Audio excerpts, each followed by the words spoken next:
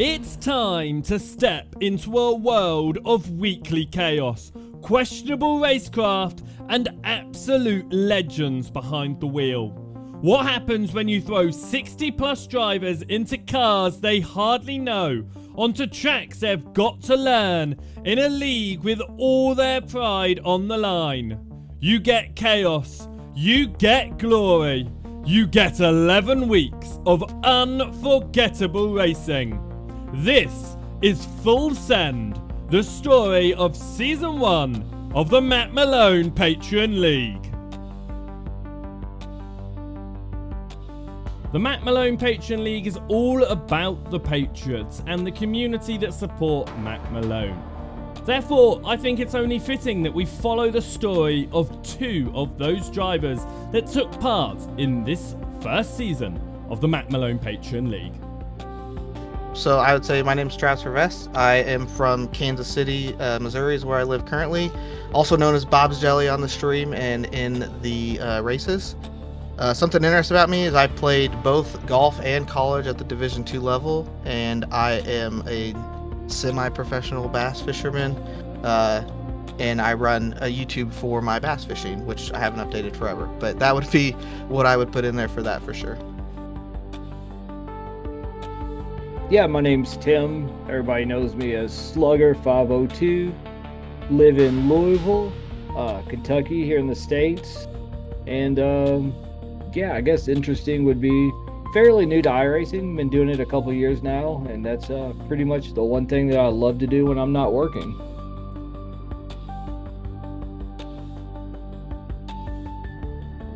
I do a lot of competitive bass fishing, but I have 2 kids now, and so it's much harder to get out. So I kind of moved my competitiveness into racing, and so I started on Gran Turismo 7, and then I've always known of iRacing from following like Formula 1 and stuff, and obviously like Max and them play. So I had heard of it, so I wanted to get into it, and so I saved up some money and bought a PC, and then got iRacing. It's about the only thing that's on my PC. A few other games, but yeah, it's kind of filled my competitive gap that I've always had in my life.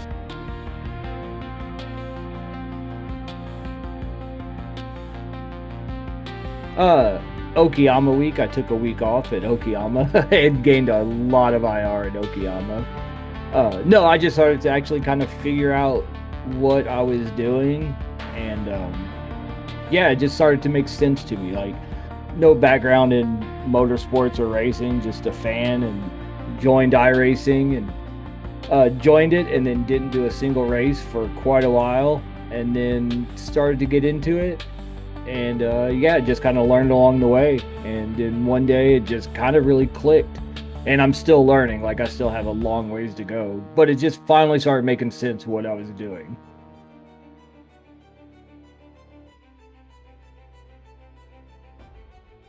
And so when I first got promoted out of rookies, I was going to do Formula and sports car, and then I kind of just enjoyed the sports car a little bit more when I got into it, I guess. Specifically driving like the GT3s, and when I got into the GT3 races, that was kind of what I liked to do the most. I still really like racing Formula, but I'm significantly slower. I was really good in rookies Formula, like with the V and the 1600. Compared to like the Mazda, I was not nearly as good in my mind. So that's kind of where I stuck, and I have limited time. So my original plan was to do both the GT3 in Season 2 and the Super Formula Lights, but I just didn't have time to practice and feel like I was even moderately competitive, so I stuck with just the sports car. I actually got into sim racing from open wheelers. Loved Formula racing, always watched Formula 1. Started playing the Formula 1 video game, and that's kind of how I got into sim racing. And then, yeah, got into iRacing and sports cars, and just haven't touched Formula since. So I always thought that was kind of funny. Yeah, so I kind of just found Matt randomly on Twitch. So I work from home and work on a computer, so I just had my other computer on and was just scrolling Twitch and saw him on there and started watching, and very relatable. We're close to the same age. Our kids are like the same age, and the community in the chat just seemed super cool. And so I kind of just jumped into I've followed Twitch and I've followed streamers for a while in my life, but just kind of jumped in and followed his, and then he started up the league, and I was like, oh, this is a good chance for me to like make some friends in this space. I don't have any friends that play iRacing, so this is kind of a space to like get in there and maybe race with people that just aren't strangers and officials, and maybe do a little bit more and try to get to know some people. Well, this is the first league that I've done, and I've seen other people do, like even Malone do an AMS, and it always seemed a bit cleaner and more respectful than kind of the official races. So yeah, and then supporting Malone with the Patreon, so it just seemed like fun. A lot of guys from the community, which I really like that with Malone, and uh yeah, just a bunch of cool guys racing together. So I thought it'd be fun, and yeah, got into it and had a blast. It's some of the funnest times I've had in iRacing is doing the Patreon races.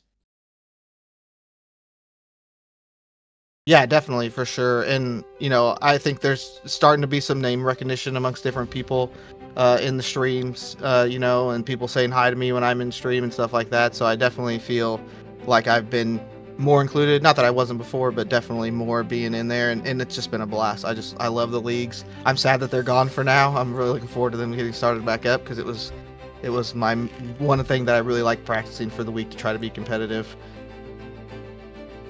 With driver introductions out of the way, it's time to review Season 1 of the Matt Malone Patreon League.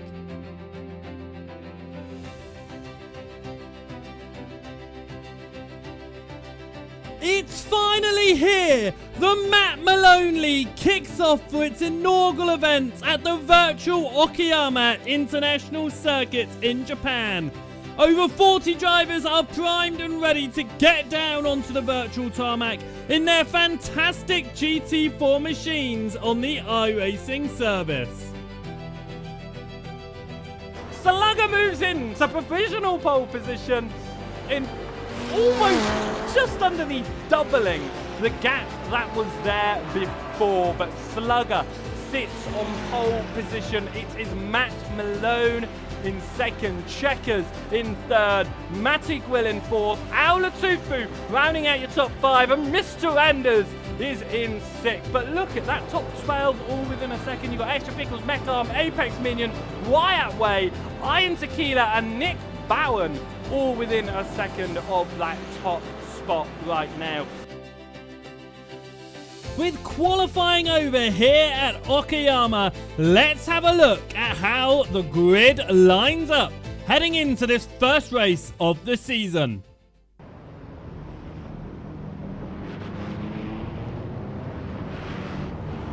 Yeah, I had confidence. I knew it'd be a race with Malone for sure. Malone's quick in anything he drives. It's always drove me crazy. He can jump from car to car. Okayama is, for whatever reason, that track clipped, and I just have pace in any car that I drive there, or fairly good pace anyways. Round the final turn we go. They're not quite accelerating yet. Slugger just holding back. There you go. Their foots are to the floor as we head up to turn number one of the inaugural round of the Matt Malone Patreon League. It is Slugger leading the way. Matt Malone on the outside. That gives a great opportunity there to the wonderful Greg's machine. Moving around the outside of Matty Quill. Can he move up as they are side by side, the 16 and the 98? A few changes in the background, but it looks like they are going relatively single file. It was all going well at the start of the race. That was until turn number 3. Matty Quill gets that position up the inside. No, that's a spin! No! Checkers is around! And that is major in the background within the first minute of the race. I was the car that hit the spun car. I had like some target fixation. Like I had plenty of time to not hit him sideways in the middle of the track, and my brain never decided to go left or right. I just went straight and ran right into him. And then that gave me some damage, and then I tried to keep going to get around to the pits and get a quick repair and maybe be able to catch back up a little bit. And then I got in another incident because I had no brakes, and I took somebody else out at the hairpin, I believe. And so, Yeah, then I jumped in and did a quick repair, and I forgot to uncheck all of my pit settings, so then it changed tires and fuel and. Turn number 3 was not the only incident on that lap, as Matty Grill went around on the final corner. So Slugger has pulled a nice little lead at the front. Mr. Anders is all over the rear of Aulatufu for 4th position, and that's a spin. Who was that? That's Matty Grill. Matty Grill has gone around. Not for the last time would Matty Grill spin out from a very good position this season. As the race continued, so did the incidents. Hold that for a top 20 slot. He can as Fishy has also gone around. That we can put up. Oh no, who's that gone around? That's the number 9 machine, Immortal Hitman. He continues to fall and he's not recovered as around goes Jägel. Contact with the 25, the Hernster. But all eyes were focused on the front of the field as Slugger and Matt Malone went head-to-head in the inaugural round. There are certainly other drivers who are looking to make their way through the field. What a great camera view, hidden by the pit wall. We're not going to see the overtake. There we go, Matt Malone on the left-hand side, on the outside of Slugger, through turn number 1. Can he make it? Yes, he can make it. And Malone takes the lead. Past Slugger. What a move around the outside, but it's no way over at the moment. Slugger. And with Malone ahead, we turn back to watch the chaos continue to unfold behind. Back markers between themselves and Fitz. They're in a protected position, but they're both around. Aulatufu, he saves it. Extra Pickles falls down. Apex Minion moves into 4th as there comes Extra Pickles recovering. Matt, he's not going to give you anything. He's super competitive, as am I. But I know it's going to be clean. I mean, we had there was a lap and a half, 2 laps almost, that we were just side by side. And it was so much fun. Maybe not so comfortable for Matt Malone as Slugger goes for the inside line. Of course, Matt Malone got the lead of the race on the outside. Can he hold it on the outside? I think there was a little bit of a touch there, some smoke coming off. It's going to be Matt Malone on the inside line through Williams here. And he is going to hold through the exit of turn 2. Slugger's going to dive to the left-hand side, though. Is that going to activate the spotter? That's definitely activating the spotter. Matt Malone sticks to the right-hand side. He's going to have the inside. Slugger could carry out some more speed. Go for a switchback here. He drops in behind Matt Malone. He's going to have to slipstream here. This is going to be a great opportunity onto the back straight up towards turn number 5 of the hairpin. Matt Malone goes to the right-hand side of the circuit. He's gone defensive. Slugger moves to the left. They're side by side here, looking for the lead. Slugger breaks just a little bit later. Is there going to be contact between the two of them? No, they give each other so much racing room. That was brilliant. Slugger to the inside. They're still side by side. How are they doing this? Matt Malone on the gravel. He comes back on. They're still side by side. And I don't know who's going to come out on top. They keep on flicking on my timing screen. It's Slugger on the left-hand side. Matt Malone on the outside. Can he hold it in the 17? No, it looks like the 13's got it, but it switches back again. And it's given Matt Malone the inside, and he's now got the inside through the final 2 corners as well. Is he going to give it out to Slugger? Though he is. Slugger moves back into pole position. To the lead of the race, sorry. What a fantastic little fight going on there. And the battle all came to a head on the final lap of the race. There we go. The white flag is out here. Malone is behind Slugger. Who is going to come out on top? They are so close. Slugger was sniffing Malone's rear end earlier. Malone is giving him the sniff in return. They head up towards Atwood Curve. Malone stays behind, doesn't even try to jump into the inside, psych Slugger out. Can he do it? Heading up to the hairpin though. Half the circuit goes Slugger all the way to the right hand side, all the way to the left hand side, all the way to the right hand side, all the way to the left hand side. Matt Malone does not know which way to go. He's waiting. He is waiting. He's not going to go for the move here until the end. He's got just enough room on the outside, but he has to back out of it. Nowhere near enough overlap. They're coming up now to the final 4 corners. Malone all over the rear end of Slugger. He moves to the inside. Is there going to be enough space? Slugger breaks late. Malone's got it. but it is going to give Slugger the inside unless Malone can get the overlap here. No, he can't. Slugger's up the inside. Matt Malone on the outside here. Malone on the grass. Who's going to pull out ahead? Slugger pushing on the inside, but Malone's got it. Malone cuts to the right-hand side. Matt Malone is going to win the opening Matt Malone Patreon League race. He wins just ahead of Slugger behind in P2. With a controversial move on the grass and the gravel, Matt Malone ended up winning the inaugural round of the Matt Malone Patreon League. People were saying that I should have shut the door going into the little left-right there. And I like that move being on the outside because it turns to the inside. And you can then hold it to the last two right-handers because you got the inside. And I just kept too tight of a line and I couldn't get on throttle. I think if I would have gone out even with him going, if I would have just opened up that corner more, which I had a ton of room, I think I would have won that race. I think it was just a simple mistake on me just giving way too much room. So yeah, I fell way behind at the start and yeah, I just never caught up, just kind of stayed out of the way as much as I could.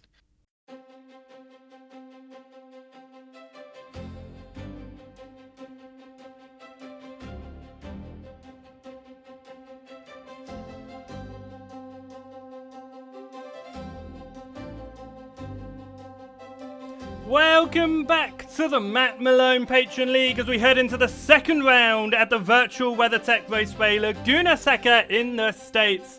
We had a large grid for the inaugural event last week at Okayama, and we are expecting a larger field of drivers to jump into the Toyota GR86s on the iRacing service within the next few minutes.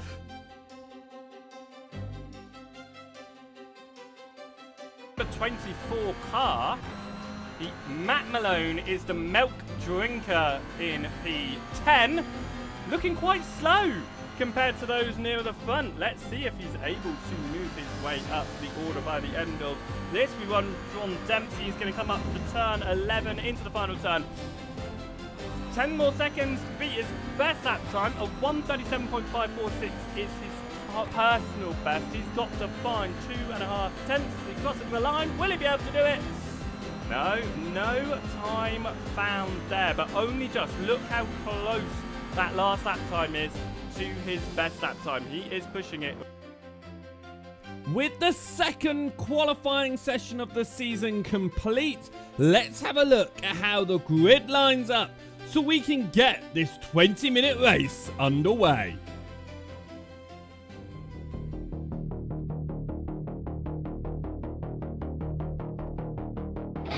I was just trying to score points because I cannot stand the GR. That I do not like that car. Never drive it, so I was just trying to keep it on track and score as many points as possible. To be honest, in that race, I just do not like the GR. Green, we are away here for the 20-minute race at Laguna Seca, and Richard Dempsey has had a very poor start there. As there's an accident in the background, but it is Matty Gwill leading the way. With a poor launch off the line, Richard Dempsey, the pole sitter, continued to fall down the order. Richard Dempsey is down to third position already at the start of this race. Not a good start at all as they fly around on this opening lap. And it looks like, but fortunately for Dempsey, Matty Gwill was about to go around for the second time in 2 races. That are gone. As around goes Matty Gwill on the opening lap from the lead of the race. Matty Gwill is off as we just jump towards him. And that means Alatufu now leads ahead of Richard Dempsey. Here comes Slugger to the left-hand side of Dempsey. Can't do anything at the moment. Some changes in the background as cars continue to go off. That is Matty Gwill continuing to fall down the order. Fresh off of an Indy 500 victory, Matt Malone qualified at the back of the top 20 and therefore needed to recover positions if he wanted to solidify his championship lead after the win in Okayama. And he is back out onto the circuit. This is Milk Junker. He's looking to the inside of Drux TV. Can Malone do it? He's side by side for P8. It's a drag race. It's a drag race behind as well. Are they going to be able to do it? As they come through up into turn number 2. And Malone easily with the overlap there. It looks like Jux TV just backing out, trying possibly to go to the switchback. Could not do it. But just because we were at a new round, it didn't mean the incidents were going to stop. Some battling going on, a lot of gravel, and that is Mintu, the white husky, pushing Bob's Jelly off the circuit. Mecharm That second race in the GR86 was definitely one I had a few incidents. It got knocked off in the corner. I had multiple wiggles in the first hairpin. And there were amazing battles happening up and down the field. Changes, and here goes Nick Bowen on the outside. Is he going to be able to make the move here on Tony Jabroni? He goes a little bit deep, has to slow down just enough. Must be so scary right about now, because in that mirror you've just got a huge amount of cars as this looks like it's side by side ahead of Matt Malone, Tony Jabroni and Nick Bowen. There's contact, but it is going to be Jabroni around the outside, and Malone is going to try and make it 3 wide. No, it settles into 2 wide. Malone settles down into 7th. Nick Bowen down to 8th. Tony Jabroni in 6th. Still, it remains, but Checkers now right on the rear end of Slugger for P2. We're about we're coming up to halfway through this race. 12 minutes on the clock. Who was that running slightly off the circuit there? That was Tony Jabroni, going slightly wide as again just some gravel being kicked into turn number 11. Heavy on the brakes. That was definitely some tire smoke just ahead in Slugger's machine. I don't think it was gravel, but look at this. Outlet 2 who moves to the right hand side of Checkers. This could be a move for P number 3, and Checkers could fall back down after trying to get past Slugger. Slugger's safe after his off track last lap. As Rocks Live in P18 has received a black flag. That is a shame for him.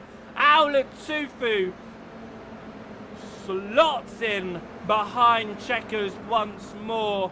As the battles continued, so did the mistakes.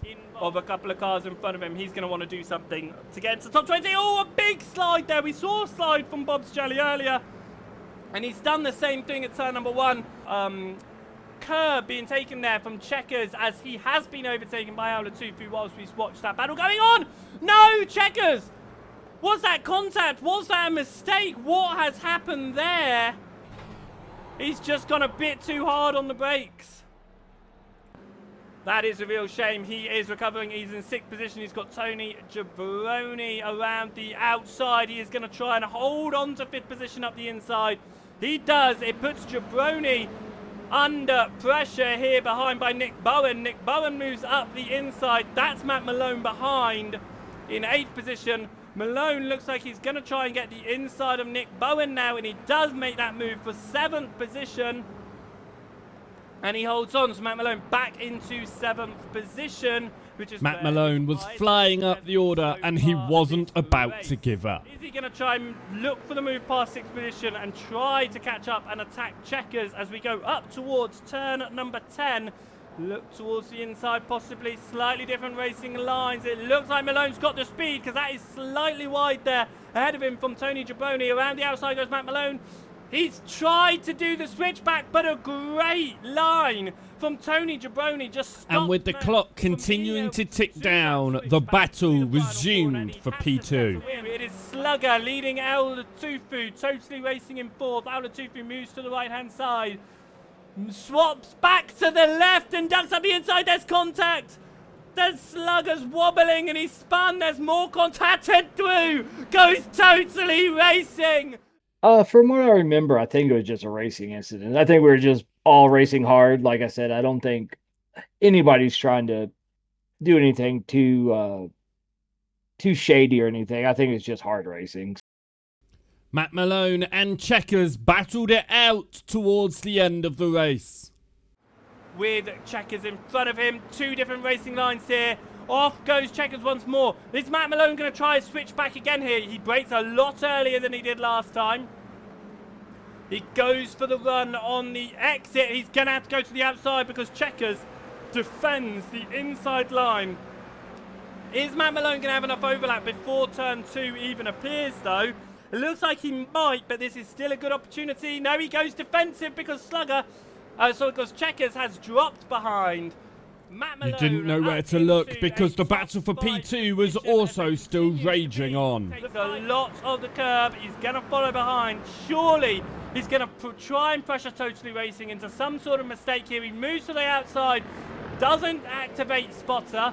Totally Racing pulls across, doesn't make any mistake through the corkscrew, both running extremely smoothly, but Latufu straight away dives to the inside of Totally Racing. They're side by side. They're going to stay side by side as they come up towards turn number 10. Totally Racing holds the position, but he slides. There's a bit of a wobble. There's contact with Latufu. Latufu now on the inside into the final turn. And he is going to hold on to P number 2. And it didn't matter if you were the league admin, because you were still going to get shuffled. Driving slowly, it looks like he's just had. Here he goes, moves to the right-hand side of Slugger. And contact! Contact from behind Checkers!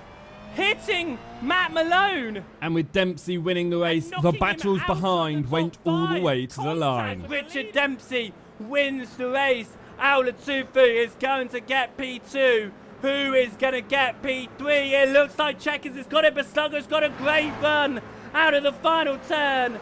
But Checkers takes P3 in this race. Slugger in P4. Matt Malone in P5. Totally Racing. After 2 rounds and no drop weeks being applied, the championship standings were looking healthy for Matt Malone. I think that would have been a really good finish for me had I just stayed clean, and I just didn't. Like I said, it's not a car that I'm comfortable in ever drive. Well, I don't drive most of these cars, but I just never comfortable in that GR. It just bounces everywhere, and then you downshift and wants to spin on you. I'm just not a fan of that car.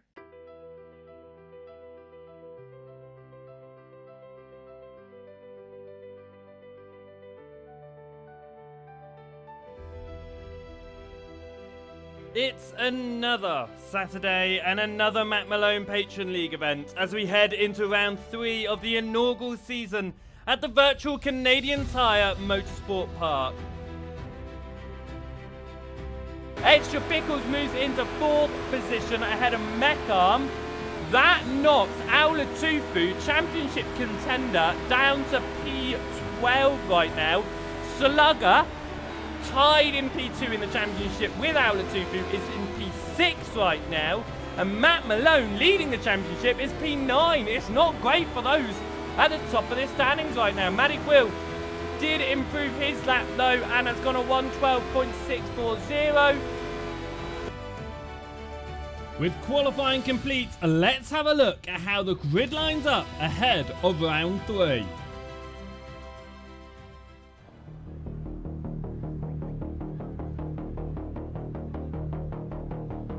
Be in that car and as much carnage. Again, just happy to finish and score good points. That car was a lot of fun, but we knew it was going to be carnage with that combo. The lights are green and we are away here at Mosport for round number 3. And Showtime has had a very slow start in comparison to Matty Quill, who has just pulled away. With a fantastic launch from Matty Quill, he pulled away from the fight behind. We're going to ride on board with Jux TV. He can see this 4-car fight going on ahead of him. He's going to settle down behind though as they continue through. And it wasn't long before the inevitable first crash of the race, and my word, was it a big one. Oh, that is where this train goes all the way to, and it looked like that was Extra Pickles off the circuit ever so slightly on the exit of turn 1. That's compromised his line into turn 2, and a huge crash, and that's Matt Malone involved in that as well. A small mistake from Jux TV put him over the curbing and threw him into Matt Malone, taking out the championship leader. On the curb, into the air, and a big big hit with the wall. For It both was the of those first drivers. incident A of the real race, but it shame certainly wasn't as they going to be the are last. both, is at the inside of Turbo Snell. Is there going to be contact? They run side by side into turn number 9 and into turn 10. There is contact, and Tony Giabroni goes around and he comes on Saw. A big hit there and another huge whack. Alongside the whole host of incidents, there were some great battles up and down the field. As well as Checkers moved past Extra Pickles for P4. That's put Extra Pickles off the racing line. And around the outside, it looked like he held it brilliant. Contact behind Meckham. Oh, more contact, and that's the driver off into the grass. That's Nick Bowen. And a big spin behind. And for Matt Malone, his day was going from bad to worse. What has happened to him? He's all the way down in 27th position. He's visited pit lane a number of times. He has received a meatball flag. What's happened? He's gone wide at turn number 3, Quebec corner, and a big hit. With Matty Grill pulling a dominant race out front, the battles behind raged on. They are back markers ahead. They are drivers who have had issues in this race and fallen down. Are they going to make it easy for our drivers here? That's our Latufu, I think. Is that how far we have fallen in this race? No, that can't be. Looking at our timings on the left. Just another car without a front to his machine. Jeff Sneckel continues P7 then behind Meckham. But he stays where he is. Extra Pickles still ahead then, followed by Meckham, followed by Jeff Schneckel. And as you can see there, Meckham has lost a couple of positions in this race down to 8th, but he started on 6th. He remains in 6th. It's the highest he has been.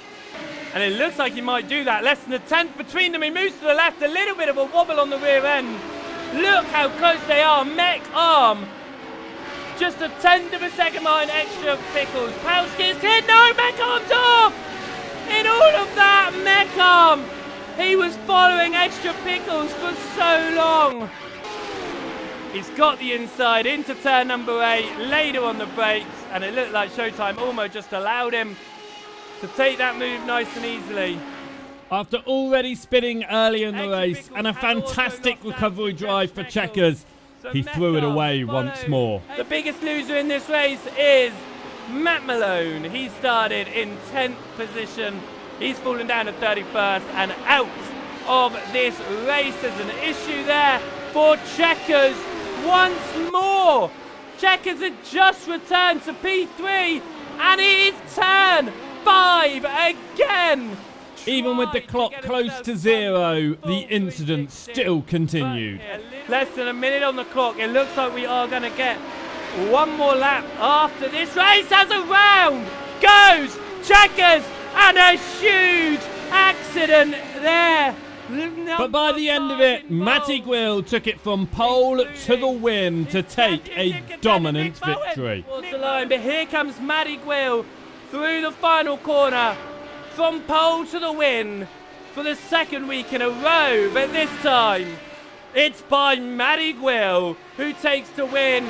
After 3 rounds completed, drop weeks were applied immediately, which means drivers only had 1 result on the board. That mixed up the championship standings after the 3 opening races. Oh, of course I want to win. I wanted to win. I wanted to beat Malone. Like I said, I was happy with that, but I wanted that win. I always want to win. And I knew Matty Grill. I knew we were going to have a battle all season because Matty is quick in anything he drives and clean. Like, he's also one of the cleanest drivers. That's why I enjoyed the fight throughout the season. It was so much fun. But, yeah, I mean, again, second place, take the points. And, it's not a win, but I'll definitely take it.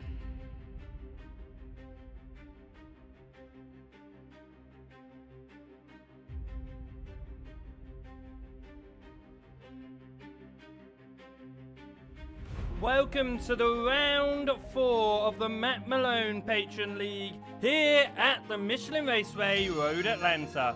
A circuit full of ups and downs, both figuratively and literally. ride on board with the number 6 machine and see if Dempsey's able to move up from P number 2 and potentially be our first repeat pole sitter of the season. Matt Malone, like I said, he has won a race, he won Okayama, but he did not start from pole position. So it's 3 pole sitters in 3 races so far, and Matt Malone is looking to make it 4 in 4. Through turn number 6, Dempsey goes, pushing it right to the curbing on the outside, turns it across to get on to the not straight, back straight, and into turn number 8. This is looking like a nice lap time. Is it going to be enough to improve? Kowski moves into 6th position, knocking Slugger down to P10. Down to P11 as Bob's Jelly goes into P10. So Slugger is not up where he wants to be in this race. He has been consistently near the front, and he'll be hoping to get back up there again. Of course, Matt Malone had a poor race last time out at Motorsport. Will he be able to recover here? And with qualifying complete here at Road Atlanta, let's see what the grid looks like for the race ahead.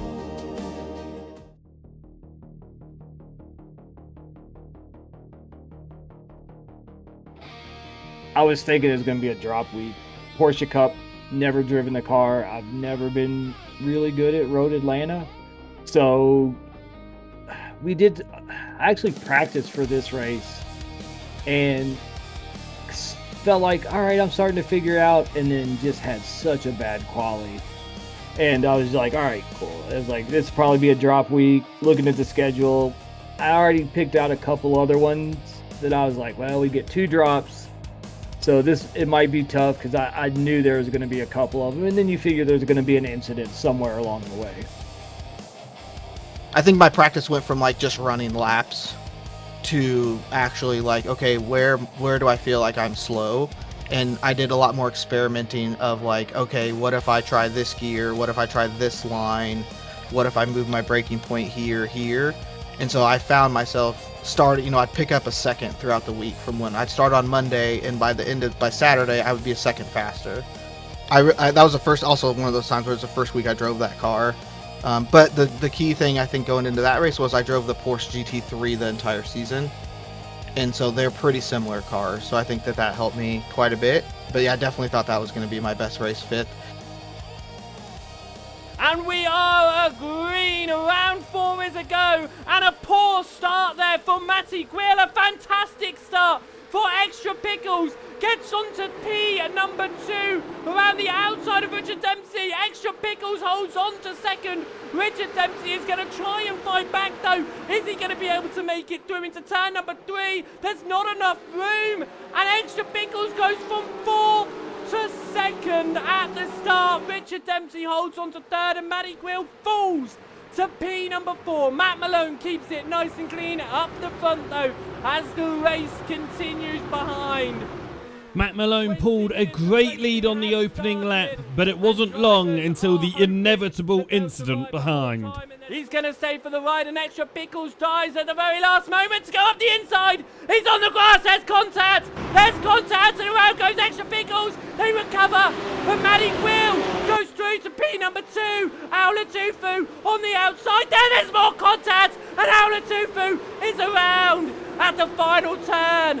What a shame for him. And there's more contact. Mr. Anders is around. Absolute mayhem. Absolute pandemonium in the background as the drivers continue through.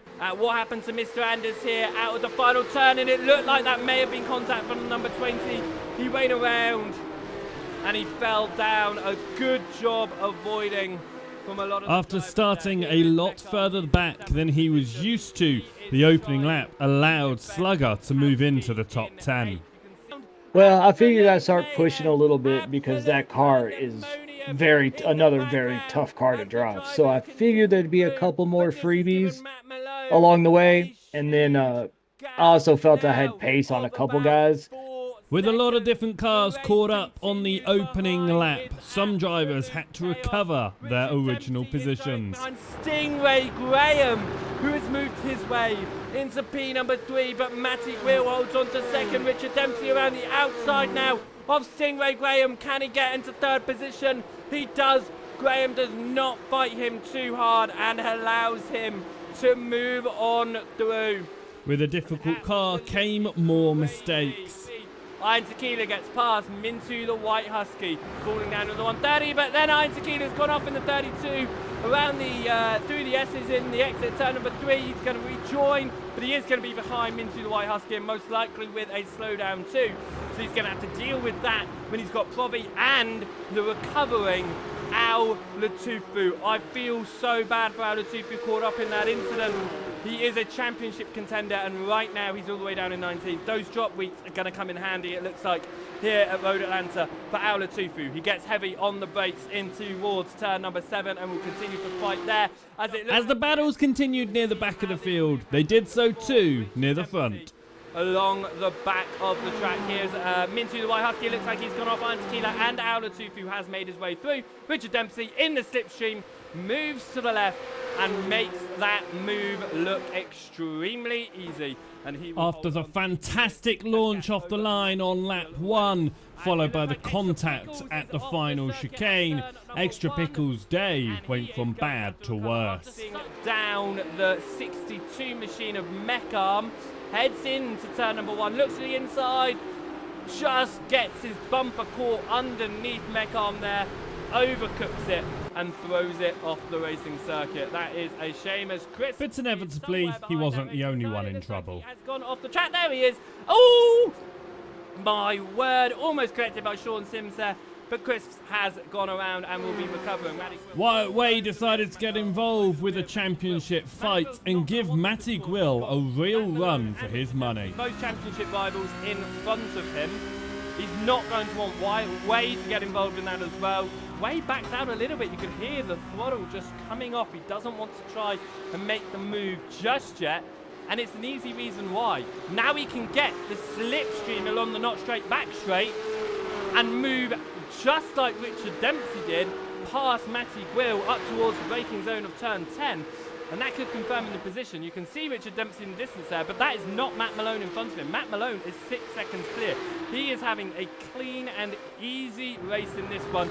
Wyatt Way does not move past Matty Gwill, still right behind, piling the pressure on, but not making the move. As usual in the Matt Malone Patreon League, the battles were hot up and down the field. And that's a move in the background. Showtime up the inside of Eric Yeagle into turn number 10. And Showtime makes it stick, but can he hold it on the exit? Yes, he can. And here comes Al Latufu, trying to take advantage of Yeagle being a bit slow, and he does. Al Latufu moves into 15th position. This is exactly what Al Latufu needed, as Dodo Deadman turned to pit lane and not having a great race alongside Chris as well. Following that was the customary incident. Driving slowly as well as a spin for the 84. Showtime's around. And Yeagle's onto the grass. So Pawski has gone off as well, and that's the 31 machine heavy into the wall. What has happened here for Pawski? Coming along the not straight, back straight into turn number 9, and the back marker just moves to the left, unsighted. And that is a real shame for Pawski, into the wall, and a huge hit for that back marker, the 31 of Gabriel Mazzotti. And after his first lap incident, Al Latufu had somehow managed to make his way towards the top 10. He's in P11. I said P10 would be a great recovery drive. I say he could go even further here. As he moves to the left-hand side of Tony Jabroni, he's going to go for the outside through turn number 6. Can Al Latufu make it work? No, he can't. He's going to back behind, but it's a spin in front of him, and he avoids contact. And Tony Jabroni goes around, but Al Latufu remains nice and clean. And he's up to 10th position, but he does have Totally Racing all over him in the slipstream now as they head through turn number 8 and on the not straight back straight. And Totally Racing is not going to let Al Latufu off easily here, as Wyatt Way is once again extremely close to Matty Gwill, but does not go through the... And once again, Wyatt Way was getting involved with Matty Gwill. But he's fallen down to 3rd and possibly 4th here, because Wyatt Way's looking for the same move that Richard Dempsey did. He moves to the left-hand side, and he gets the overtake, but can he confirm it on the brakes here into turn 10A? He's got the overlap, he's got his car ahead, but he loses the rear end! Wyatt Way goes around and Matty Will recovers into third position. Way is just having to wait for cars to go through as he falls down the order, and Wyatt Way moves down to 8th position. After going around once earlier in the race, Showtime decided to put on an even bigger spectacle. And it looks like another one heading up towards turn number 7 on the brakes. Nope, nothing there, nothing doing, but on the exit, losing the rear end and a huge hit with the rear left quarter panel. And more incidents continued around the circuit. Mr. Anders has received a black flag in an incident that has happened at turn number 3. Let's have a little watch here at what has happened as we watch Mr. Anders head up towards turn number 1. He's chasing down the 130 machine of Mintu the White Husky. Into turn number 1 he goes. It's turn 3 where he caught on to the end of the accident, but Mr. Anders here is gonna, what a slight wobble, and then a big hit from the 03 machine behind, and then another car getting involved, but it was the 03 machine that caught him there. Untouchable in that race, Matt Malone came home for his second win of the season, but that didn't mean it was clean and sensible behind. Immediately with the contact and craziness that was going on behind, he comes out of turn 10B, heads into turn 11. Matt Malone is going to be the first double winner of the season. He crosses the line in P number 1 as we look at Richard Dempsey in P2 and Slugger and Bob's Jelly are off. They're both off. And Slugger's had to go wide. He's got to slow down. Bob's Jelly's got to slow down. Could this give Metcalf a position? No, it doesn't. What has happened in the fight for P number 4? There's contact. Bob's Jelly moves to the left and they both run incredibly deep. It looks like they both just managed to serve their slowdown in time because Meckham closed that gap. Here he comes, there he is, and he just wasn't able to do anything with it. And I was actually really mad because Slugger beat me. Like, we had the incident at the end going into the chicane where we were side by side and we both just completely missed the breaking point and just went through the chicane and both had slowdowns to serve before the end.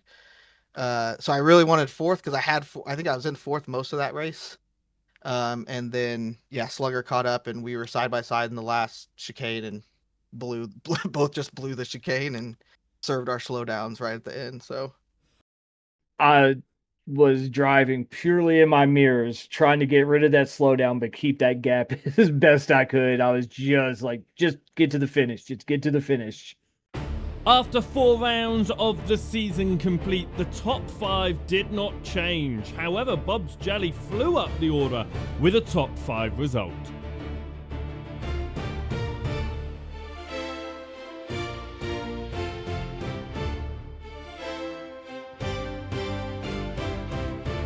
This is round 5 of the Matt Malone Patreon League here from the virtual circuit of Road America in Wisconsin. Will Matty Will return onto pole position for this race, or will we see our 5th different pole sitter in 5 races? Matty Will heads through turn number 12, up to the chain of 13 and 13A, and up to turn 14. He gets onto the brakes. He swings out wide, he tucks it in deep into the apex. He's slightly over the apex with all 4 tyres. Heads up now to the timing line. Can he beat a 201.555? He comes across the line.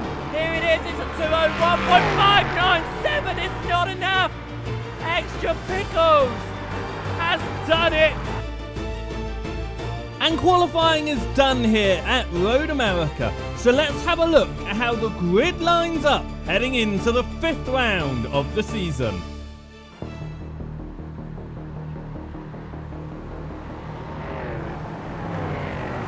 And now he puts his foot down, waiting until the very last moment that he possibly could.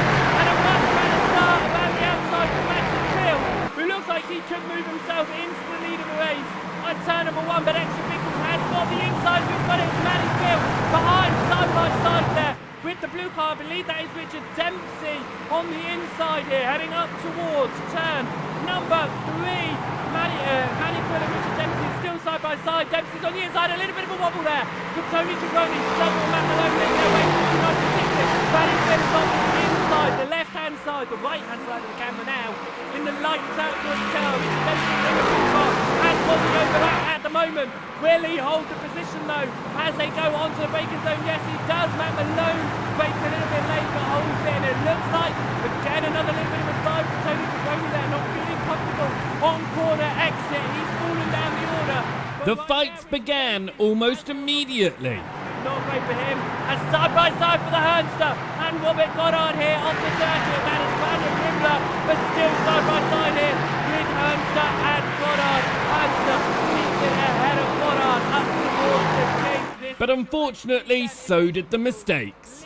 As down the order goes Bob Shelley, he's spun a Canada corner on that heavy braking zone, and so has Trucks TV.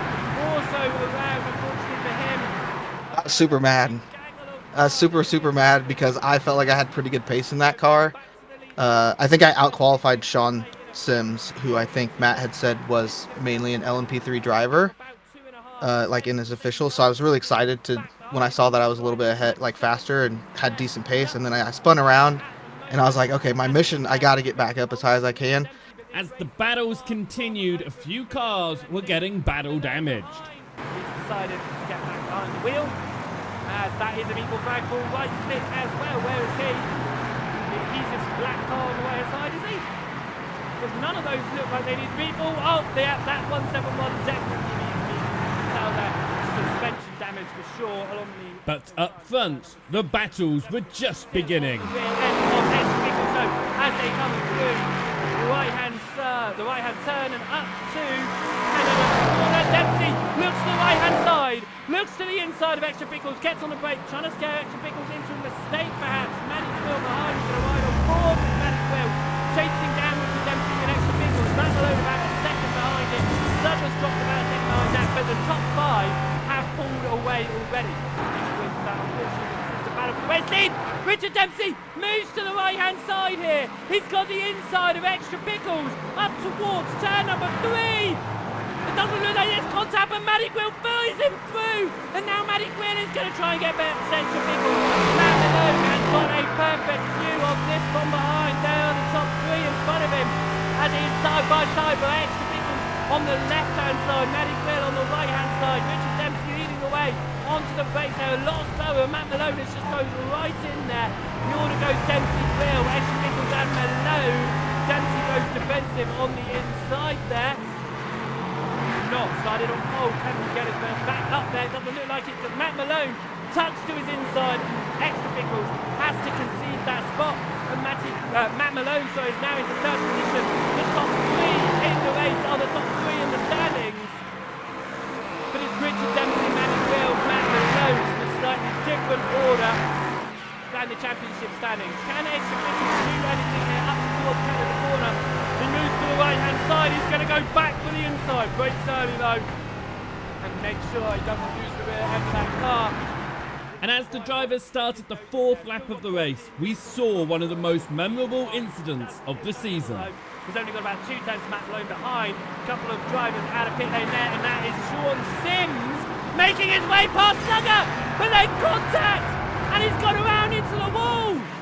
No, I saw Sean. Sean, again, this is another car that I've never driven on iRacing in an official race. Sean usually drives it, so I saw him coming because I think he didn't have a good quali, and to be honest, I was kind of surprised I qualied where I did.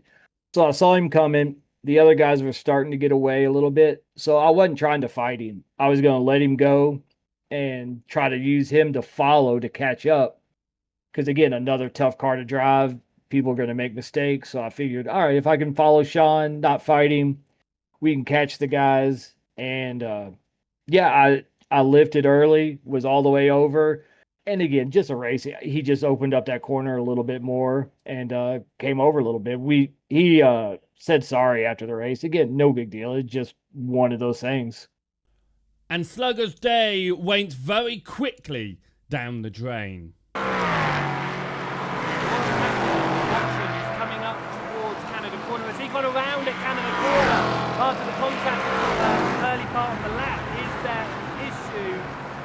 under braking. He's wide, he's into the gravel, and he's into the tyre wall.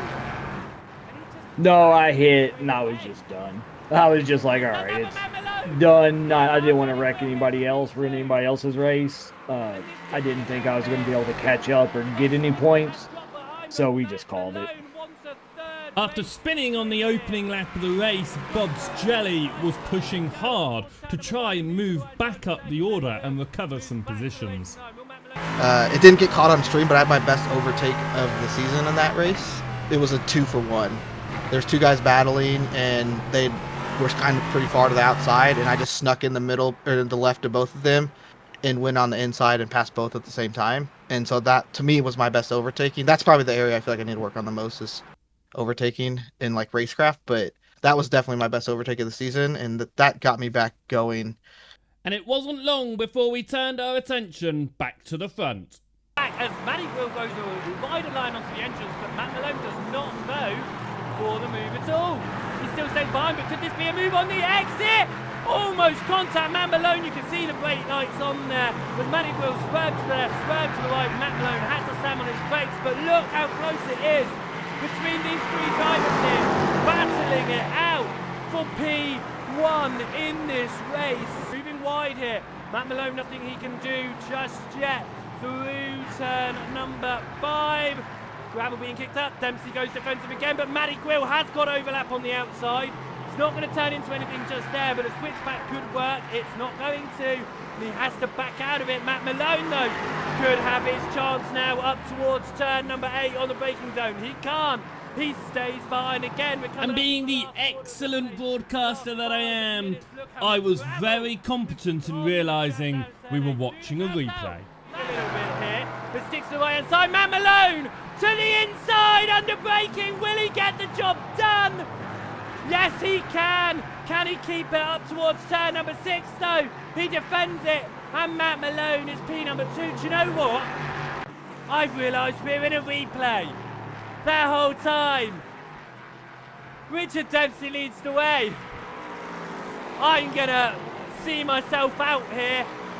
But ignoring my incompetency, the battle continued for the podium. Marco off and back on. It looks like that might be Scrubberchom there, who will be needing to jump out of the way, and he does, and he allows the 3 leaders through nicely. And it doesn't look like that's impacted their lines at all, but Manny Quill still running ever so slightly wide through that final turn. It looks like he's going to try, but no, he backs out of it. He's going to go a super wide line into turn number 5 to try and get the exit. He runs on the grass. He had the speed, but he had nowhere to go. Richard Dempsey has got a nice overlap. Matt Malone can't move up the inside, though. This is going to be the closest result we have had all season long as we go through turn 13A and onto turn 14. Matt looks to the inside to try and take the move. He can't do it. Can he do it? On the exit though, Richard Dempsey is going to win here at Road America in the Ligier P3s. Matty Quill is going to take 3rd, and Matt Malone is going to... Sorry, Matty Quill is going to take 2nd, and Matt Malone is going to take 3rd. But that was one of the races I feel like I disappointed a little bit. I think I had better pace than that finish was, for sure. After 5 rounds of the championship completed, and before heading to our first alternate race of the season, let's have a look at our championship standings.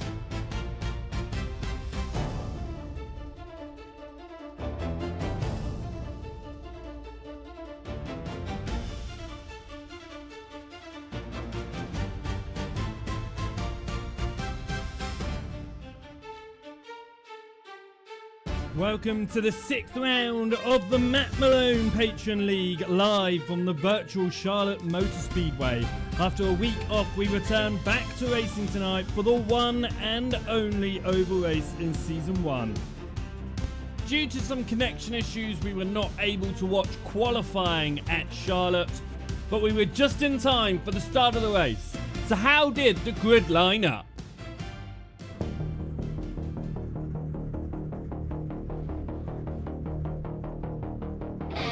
I had delivery made for it, but yeah, I bought the truck right before the race, and this is one of the ones I was talking about pre-season, and I figured, all right, this is going to be a drop. I don't have a chance at it. Yeah, I felt super good going in. I'd spent quite a bit of time practicing on tire saving, experimenting like high and low, and felt like I was super confident in tire saving and to have a good result, and then we just never had any long runs. We are green here at Charlotte Motor Speedway for the 6th round of the Matt Malone Patron League. But there's already an accident, and around they go. A huge accident in the background there. We've got the 28 involved, the 13's around. That's pretty much the whole field collected in the pile-up between turns 1 and turns 2. Honestly, a little bit of both. We got damaged early on. I got collected in somebody else's incident, so the front right was pretty banged up. I remember Casket Man said something during the race about it, and then right after he noticed it, he started fighting a little bit harder, and I just couldn't do anything. And with the first caution flag under the lights in Charlotte, it was not going to be our last. Nowhere near. Points. Drivers are in single file. Checkers with the black flag, of course, the number 8 out in front with the black flag, but it's Showtime who we're going to be wanting, because he is technically then leading the way in the number 84. Matt Malone behind in the number 29. We'll be trying to do something to move forward. Side by side running behind though. This is Casket Man. He's P12. He's got Slugger ahead of him and Matty Grill. Two drivers will be wanting to catch back up to Matt Malone. Aula Tufu is in 6th, just one position off his usual top 5 if he can get there.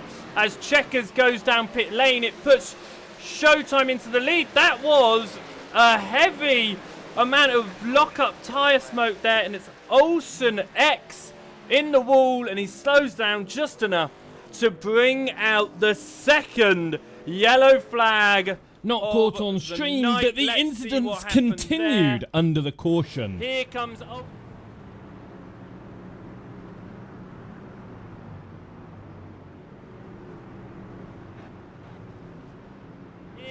with the pole sitter Checkers having to go down pit lane to serve a penalty. It was Showtime who led the way on the next restart. Not wanting to go yet from Showtime. He still waits, and there he goes through the restart zone. Gets a nice launch, but there is a truck around, multiple trucks around in the background. Look at all the smoke straight under caution. After a very quick green flag, we were back under caution. But once again, we prepared for yet another restart. Well, because their drop weeks being better and bringing up. So Aula for Jagelbomb, Muncie the White Husky, all with black flags here as we get started. Showtime, a nice launch. Are we going to see any issues behind this time? It doesn't look like it. It looks like we've got away clean on lap 14. Some drivers going side by side there. Turbo Snail in 14th position has been black flagged as well. And he's going to be looking to find his way down towards pit lane. But this is Matt Malone. He's got Air Taco all over behind him. Tony Jabroni just behind as well. And this is Aula Tufu on the outside. Look at that. Driving from Aula Tufu. He has got a black flag, but you can't say anything against that. You just can't say anything at all against that outside line there. That was working wonders for him there. Ed Redfish looks like he's going to try and get into the top 5. In fact, he is. He's on the inside now of Stingray Graham. So Ed Redfish now into the top 5. Slugger holds on to P7, a couple positions behind. Checkers. Where is Checkers coming from? Of course, he's been down pit lane. He's got fresh tyres. A car on the wall on the outside. A car on the apron on the inside. Spins into pit lane. But Checkers is up to 16th position here. And the pace truck is out. The pace truck is out once more. But Checkers has moved up to 17th position. Of course, in the heat of the moment, I made a mistake in that commentary. Checkers had been down pit lane, but that did not mean he had fresh tyres on necessarily. He had been down pit lane to serve that black flag at the very start of the race. But once again, under caution, and once again, waiting for that restart. We're in it. And away we go. A little bit of a wobble on the rear end for Showtime, but Air Taco moves into second. Is Matt Malone going to keep on getting pushed here by Tony Jabroni? Tony Jabroni abandons Malone, goes for the inside, and Matt Malone falls to P number 4. Can he hold it on the outside? No, he can't. We've got side by side going behind. A lot of drivers going for position on the restart. They know that we're going to get a caution flag again very soon. They've got to make up the positions whilst they can. Nick Bowen falling down the order around the outside of the track there.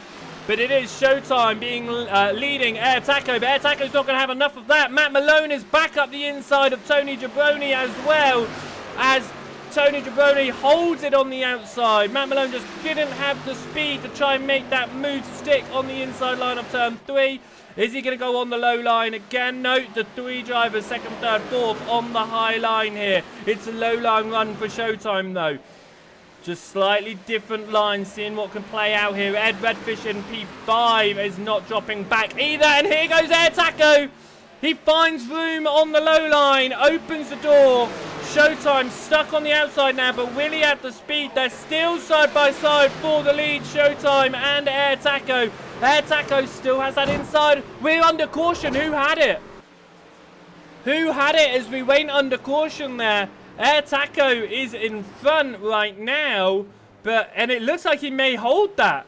It looks like Air Taco had it just enough.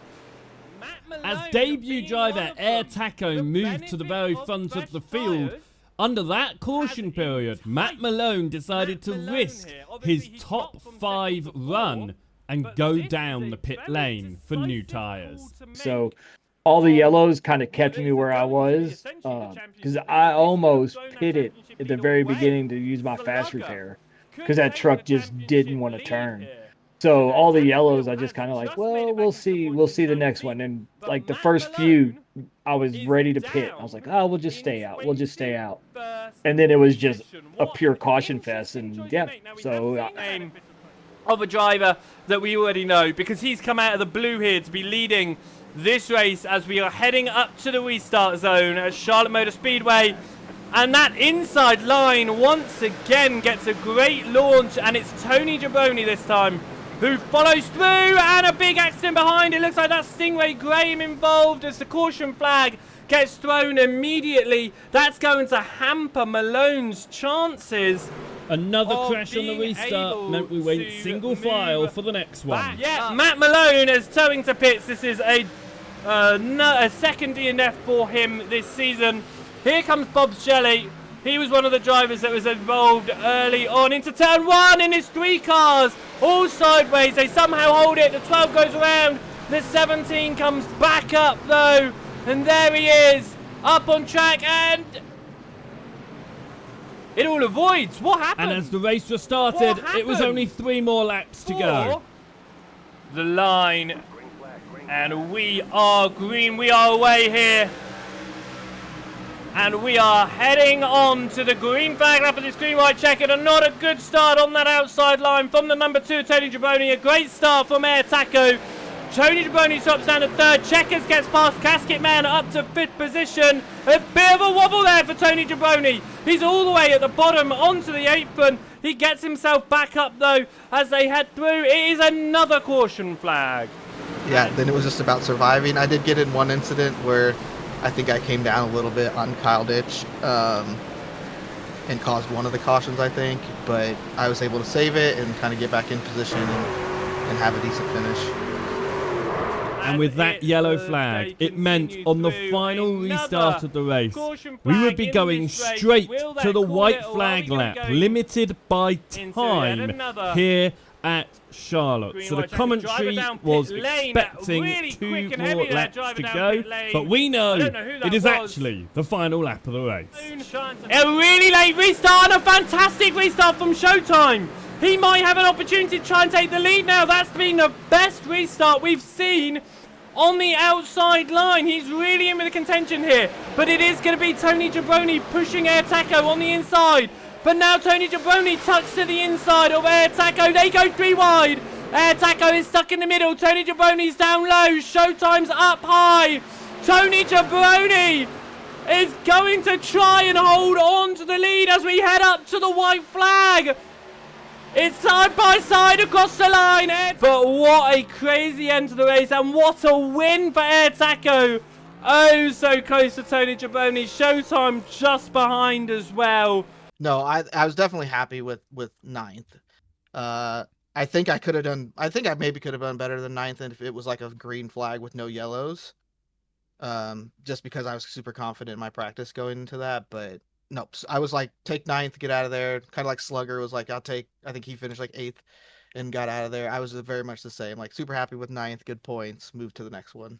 Honestly, it was boring, but I'll take it. Like again, I'm starting to look at points a little bit more and trying to get all the points and save the drop weeks, because I knew it was going to be close with Maddie and Malone, and then didn't know about Dempsey, how many races he was going to do. But Al was up there. There's so many fast people in this league. So, yeah, at this point, I'm starting to just like, all right, let's just try and get as many points as we can. Talking about points, with 6 races down, it meant that we were over halfway in the Matt Malone Patreon League. So how do the championship standings look?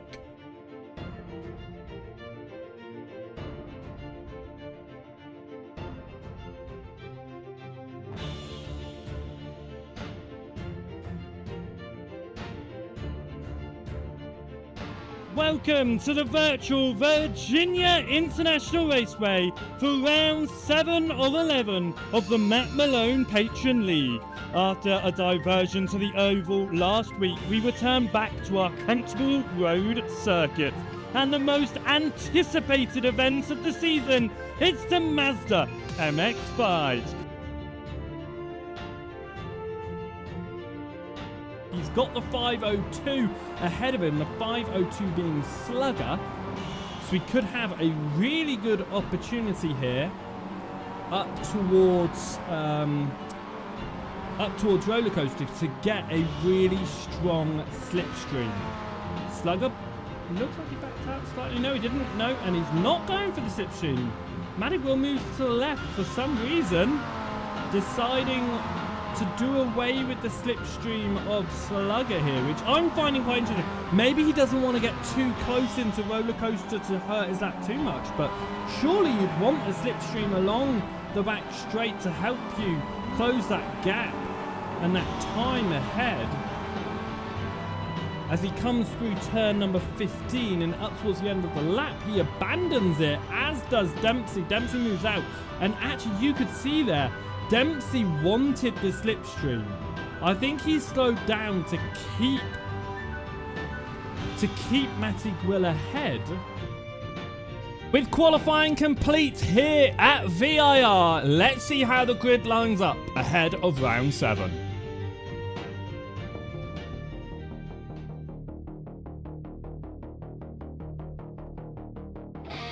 I always felt like I was off pace VIR a little bit. I mean, it's a fairly tricky track.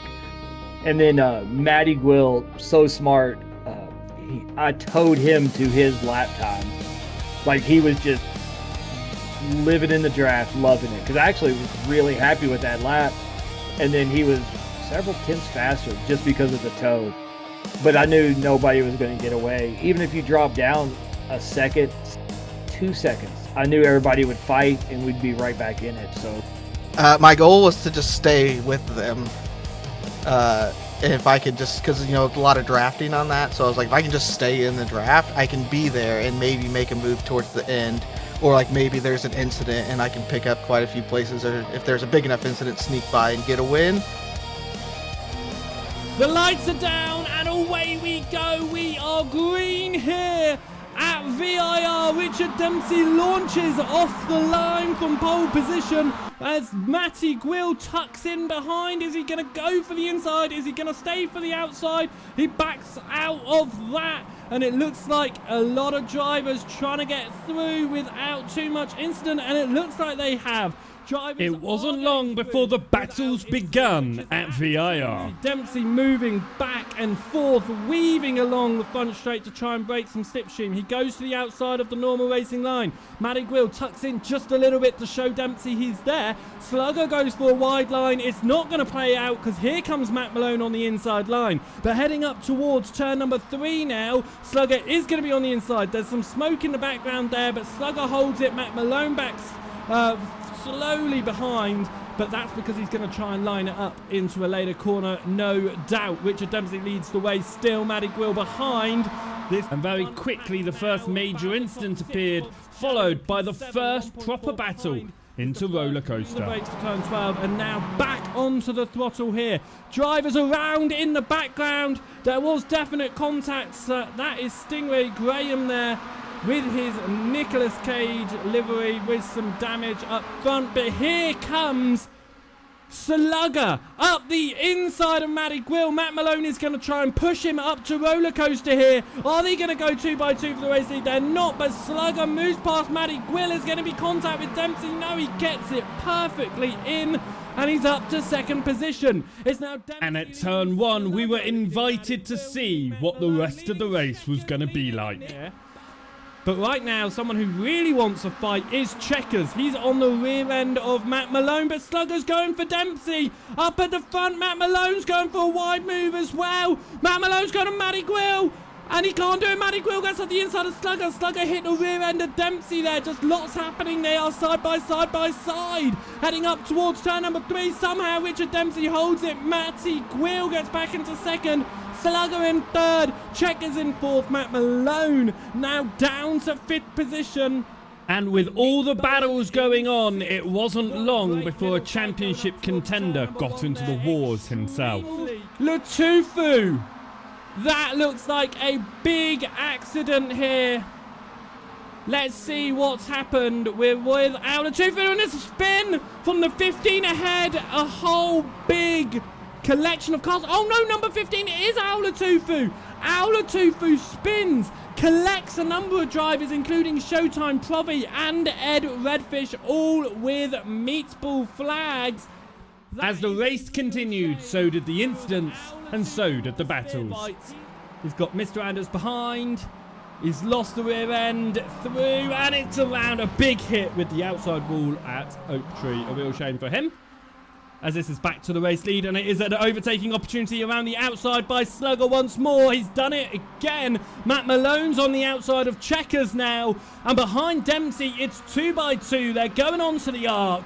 Can they get through turn number 3 cleanly? Slugger leads the way. Matt Malone is going to move into 3rd position, and that's going to be Dempsey, Slugger, Malone, Matty Gwill, Checkers, and Nick Bowen. Nick Bowen must be waiting for something ahead of him to happen for him to move up this order. He's been in 6th consistently this whole race. There's that Slugger off the racing surface there. That could give Matt Malone an opportunity heading up towards the Wiggles ahead. He's pushing Slugger. He moves to the left up towards turn number 7. He gets that inside line. Slugger allows him through, and Matt Malone gets to P7. What is Checkers doing? I would argue an illegal overtake from Checkers there to get past Slugger. But with Malone and Dempsey fighting it out for the win, of course, the rules no longer apply. Versus Matt Malone, both of them going for a 3rd race win this season, as Matt Malone goes on the grass to try and make that move. He's got the inside line here. Can he make it stick? He has to back out of it, and he is going to go around the outside as Checkers goes up the inside. Did Checkers give Matt Malone the idea to go on the grass there for that move? But whatever it was, Checkers is now into 2nd position. With some unfortunate results this season, Checkers was on the hunt for his first victory. Opportunity here. Matt Malone getting onto the rear end of Checkers. Can he go for the move? Is he going to go for the move? No, Checkers is going to go for the move on Richard Dempsey. Checkers and Dempsey side by side. Checkers gets forced out wide. Now Matt Malone is on his outside through turn number 15. Matt Malone's going to have to back out, and he can't do it. Richard Dempsey continues to lead the way. Checkers in 2nd, Matt Malone in 3rd, Slugger in 4th. As we get up towards turn number 1, is it going to be 3 wide into turn 1? They're certainly looking for it. It's not going to be. Matt Malone on the outside of Checkers, though. Checkers touches Dempsey's bottom just a little bit. but nothing doing for him. It is going to be an attempt of Slugger. He's going to be stuck around the outside into turn 2 and 3 here, so that's going to be Matt Malone's corner. Is Matt Malone going to try the switch here on Checkers up towards turn number 4? He can't do it. He's going to stay behind at the moment. Dempsey just trying his hardest not to look in his rearview mirror because he just needs to focus ahead of him. The track is clear, and that is Slugger. Big issues for Slugger in 4th position. Is there damage for Slugger? He's slow, and here comes Matty Gwill to try and make that move. Or was it just a slide possibly for Slugger as Matty Gwill makes that move through? I got that one slowdown, and I dropped back out of draft, and for a second I started to get worried, and then I realized it was Malone and Dempsey and Checkers, and I was like, oh, they're going to fight. They are not just going to push each other and run away, so I knew I'd get back in it. And as expected, Malone, Dempsey and Checkers battled it out as the race continued. Not following Dempsey there as he loses out on the slipstream. Matt Malone is going to go for his inside, and will it be a move for the lead into roller coaster? Matt Malone is going to go for the lead around the outside. It will turn to the inside, and out of nowhere from P3, Matt Malone takes the lead here at VIR. What a fantastic overtake that was, and he leads going into the last 5 minutes. But will it stay that way? Mad Dog has got a meatball flag. We will see if we can find out what happened there. But right now, what is going to happen? After turn 1, Checkers touches Dempsey's bottom. It makes him wiggle just a little bit into turn number 1. Who's going to hold this? Dempsey's on the outside. Matt Malone's on the inside. Checkers is going to try and follow Matt Malone through on that tighter line. He can't do it, but Dempsey is side by side with Matt Malone up through turn number 2.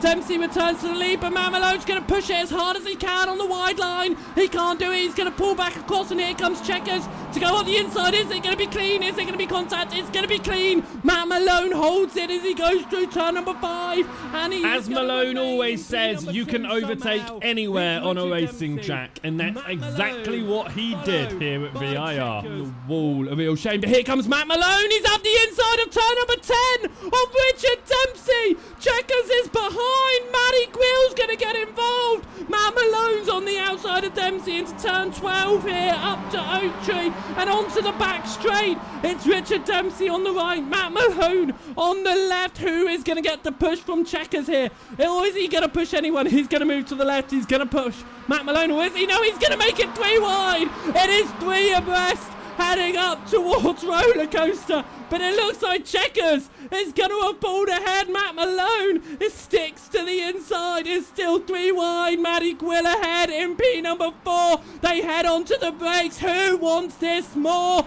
It's Matt Malone on the outside. Matt Malone takes it. Checkers takes P2. Richard Dempsey down to P3. Matty Gwill is in 4th. Like I said, I knew those guys were going to fight. And you don't want to say that, not that I hoped for an incident, but you could feel it was going to happen with such close racing through there. And just kind of had that feeling. So I was like, man, just keep it clean. No, it was like no more slowdowns. Another slowdown and it would have been over. Towards turn number 1. Is anyone going to be able to do anything here? Dempsey looks to the outside. He switches it to the inside. He hits Matt Malone. Richard Dempsey takes out Matt Malone. Checkers takes the lead in the race. Matty Gwill moves into 2nd. Slugger is 3rd. Dempsey and Matt Malone.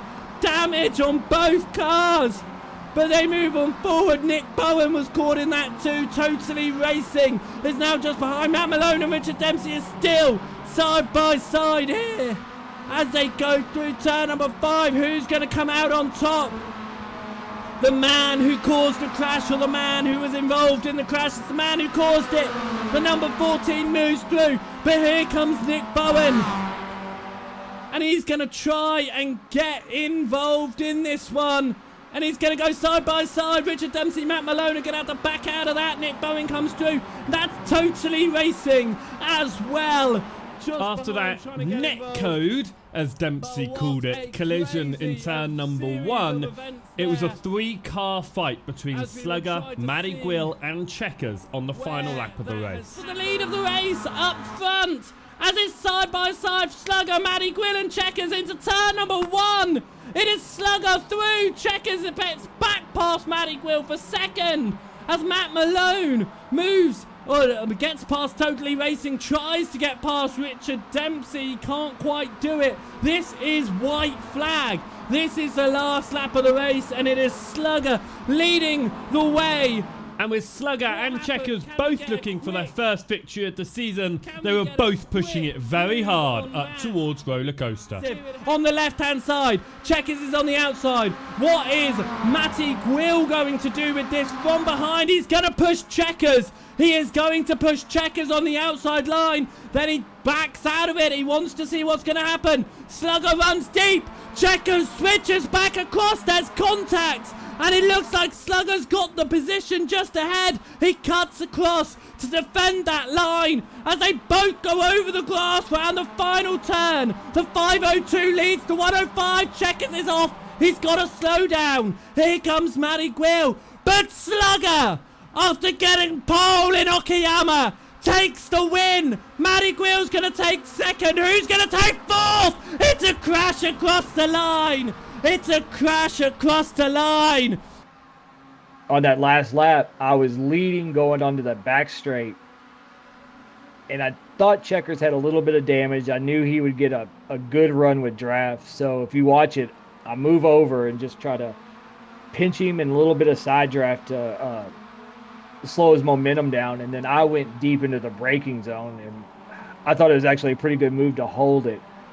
Because I was so hard onto the brakes. And then he got to slow down in the last corner.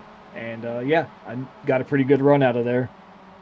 No, I was happy with it. It was super entertaining watching those guys battle because there was quite a few overtakes and like Matt going on the grass trying to pass Dempsey, like getting to see all that from like right behind. And I was like hopeful. There's a couple times I think they had gotten an incident towards the end where I was like, ooh, maybe I can pass a couple of them. I caught back up, but just not enough time. But no, I was super happy with it.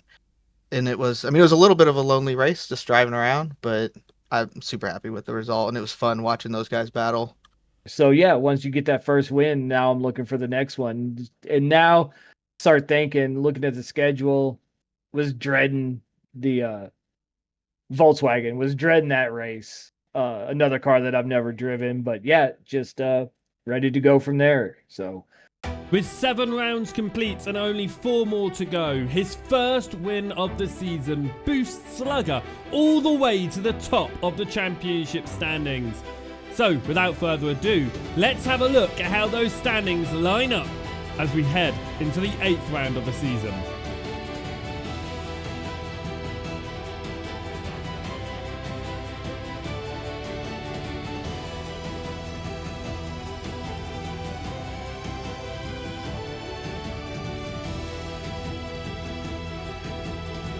Hello everybody and welcome to the virtual Summit Point Raceway for a special event of the Matt Malone Patron League here for round number 8.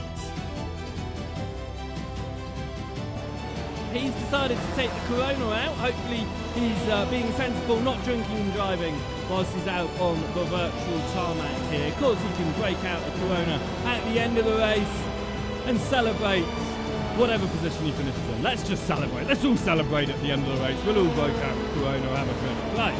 Big Al at top of the standings. Matty Gwill second, Checkers third. It's a bit of a gap then down to Bob's Jelly. But like I said, I'm interested that Bob's Jelly is here in P4. He's recently, this time is the first time he's got into the top 10 in the standings this season.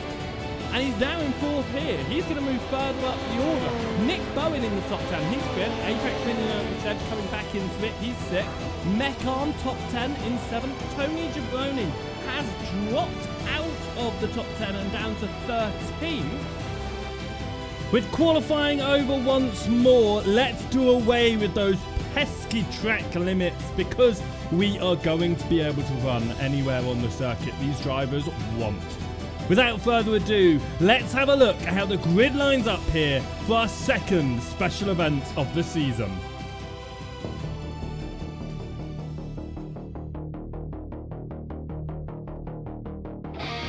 No, again, I feel like a lot of these guys, and now is starting to get that confidence that, you know, you could win from anywhere on the grid. I mean, it's nice to get that pole.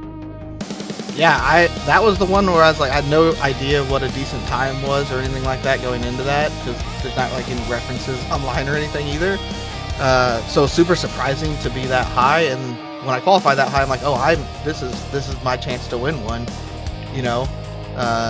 That was the one where I'm like, oh, I'm in the race. I think you know, this is my opportunity to try to win.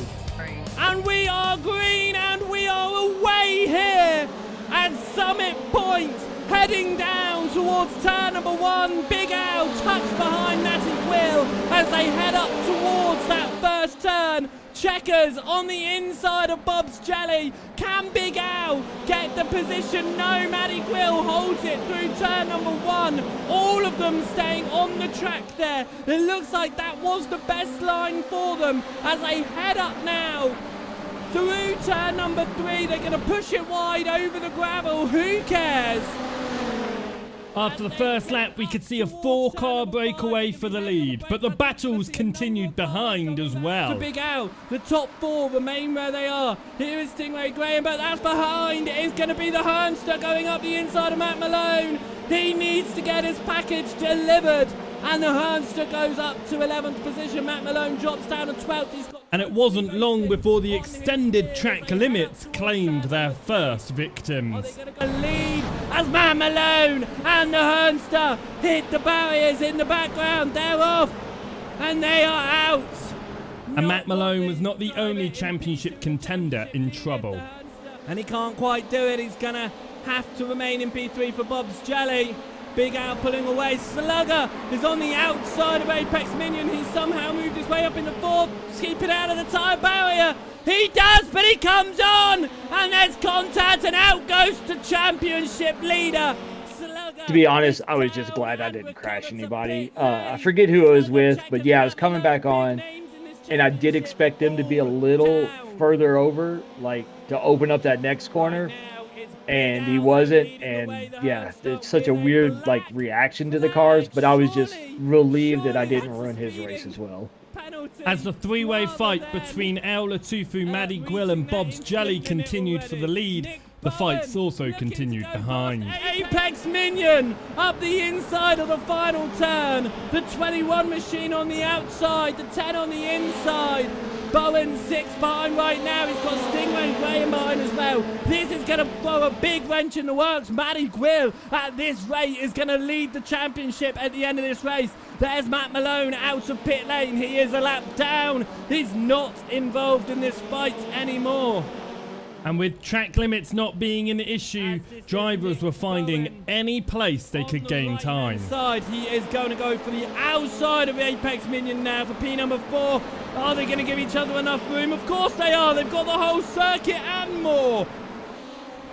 They stay completely clean, and Nick Bowen gets the position, but here comes Powski. He's side by side with Stingray Graham. He's on the outside. He's gone for the later brakes. It's not going to work out for him. He's going to get the gravel. Powski, and side by side, he's got the inside of Stingray Graham now. He moves up the order. And as the laps rolled on, the battles did not stop. Sticking over to the right-hand side there. Looks like that might be Slugger returning to track. It is, and him and Matt Malone are going to be racing for position as Apex Minion gets the inside of Nick Bowen up towards turn number 1, and he has moved into 4th position. Nick Bowen down to 5th, but they're side by side. Nick Bowen's not going to let that just happen. A little bit sideways down. I thought that was about to go 3 wide. It's not, but that is Powski getting involved. It's going to be the inside, but it's going to turn to the outside as he heads into turn number 5. Apex Minion holds on. Nick Bowen holds on. Powski might be under attack here from Stingray Graham around the outside. The Gypsy High machine, the number 6 machine, not going to be able to do it. Tucks in behind the 03. And as is customary with the Matt Malone League, they decided to go 2x2 just a few laps later. Takes advantage of that, moves to his right-hand side. Powski and Apex Minion now side by side. There's more contact. Apex Minion holds on. Is Palski going to go into the wall? No, he's not. Yes, he is. He hits the wall. He's down a couple of positions. Stingray Graham and Mecharm get through. And with about 7 laps on the clock, a surprising twist. Actually, this fight, all of them into pit lane. Big Al, Matty Grill, Bob's Jelly come to a stop. I didn't know this was going to be a thing, but they're all down pit lane. They're all going to have to get tyres, it looks like, possibly some fuel. Who was that? That went really quickly there. Was that? I'm not sure, but that was a really quick stop by Matty Grill. Big Al comes out, massively behind. There's Bob's Jelly. Nick Bowen has gained a huge amount there. Here's Palski. Palski's not pitted yet. 7 seconds Matty Grill has found in pit lane. I didn't know we were pitting. But with no tyre change from Matty Grill, but tyres for those behind, he pulled a dominant lead out front. And the pit stops called an end to most of the battles on the track, leading to an uneventful end to round number 8. And for the second time this season, Matty Grill is going to win a Matt Malone Patron League event. He crosses the line, victor in P1. Big Al takes second. Bob's Jelly holds on to third ahead of Nick Bowen and Palski. Apex Minion will cross the line in 6th ahead of Stingray Graham and Lap Traffic, who fell down at the end. I wanted to move up. I figured some other people would have the same problem, getting off track and ended up in the pits. And I knew the points were going to be close. So, yeah, I was that. Because I remember I was chasing Pravi down, I believe. And I was catching him, just ran out of laps. I wanted to try to get every point I could. Unfortunately, I made the wrong strategy call on the pit stop. I was going back and forth when knowing that we were going to have to pit on whether to do tires or not. Because you slide that car, every corner you're sliding that car a ton. And so there was definitely a difference in the tires, but it just wasn't a long enough rate to offset it and catch back up. We were catching, like it started as like 8 or 9 seconds, and I think I finished like 4. So like we cut it in half, but it just wasn't enough. So I wish I would have just got fuel, because I think that would have been a really, really interesting end of the race because the 3 of us were like, we were just swapping positions and battling. And yeah, the wrong strategy call was a little disappointing, but I was super happy with the result. And with our second and final special event of the season completed, the championship standings were muddled around a bit, with a few contenders having some difficult races.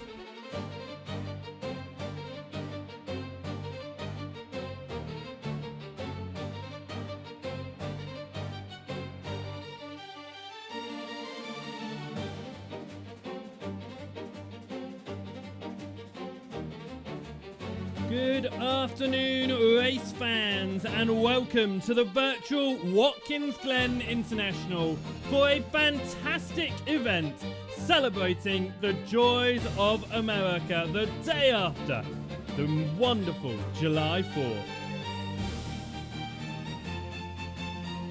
05 flat. That is how fast Slugger is in these GT3s. He showed how fast he was in the GT4s as well. Obviously, he took the win a couple of weeks ago, and he managed to do that quite convincingly as well. But is he going to do it here? Can he do it from pole position? 1 minute left on the clock means that Matt Malone has just started his final lap. He goes P4 with that lap. Can he find any more time on this one as he comes through the S's, through turn 3, up to turn 4? If he could find a couple of tenths, he could line himself alongside Slugger. With qualifying done here at Watkins Glen, let's see how the grid lines up ahead of the 9th race of the season.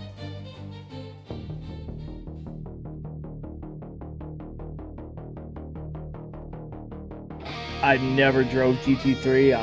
I could never stand GT3s until the new tire model. So once that came out, and Watkins Glen is another track that I never felt good at. Like, just never felt like I had pace. And some reason, the Mustang and that track kind of clicked, and I've actually been driving a little bit more GT3 since. That was I actually thought I was decent pace in like my practices leading up to that, and was surprised to be that low. I do know the Mustang for me was significantly faster, but significantly harder to drive.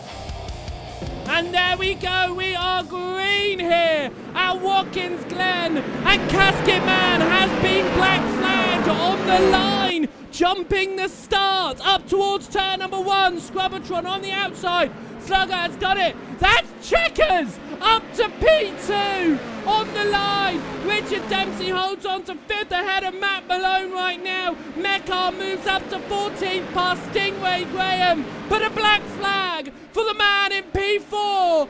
He is gonna have to pit. There is Matt Malone, he's on the right hand side, he's got Mr. Anders on his left as he heads up towards turn number 5 here on the opening lap at Watkins Glen. Slugger leads the way. Matt Malone's got the tighter line, and in fact he's able to get it past Casket Man. Casket Man tucks in ahead of Mr. Anders. That's Matty Quill just behind. That was 3 wide, but he has settled it down now. Are we going to see Casket Man come down pit lane? There's a spin in the background. I think that's Totally Racing. There comes Casket Man. And after a very hectic first lap of the race, it was obvious it wasn't going to be a simple follow the leader. He's going to have to just wait for now. Stingray Graham and Jeff Schnackle side by side.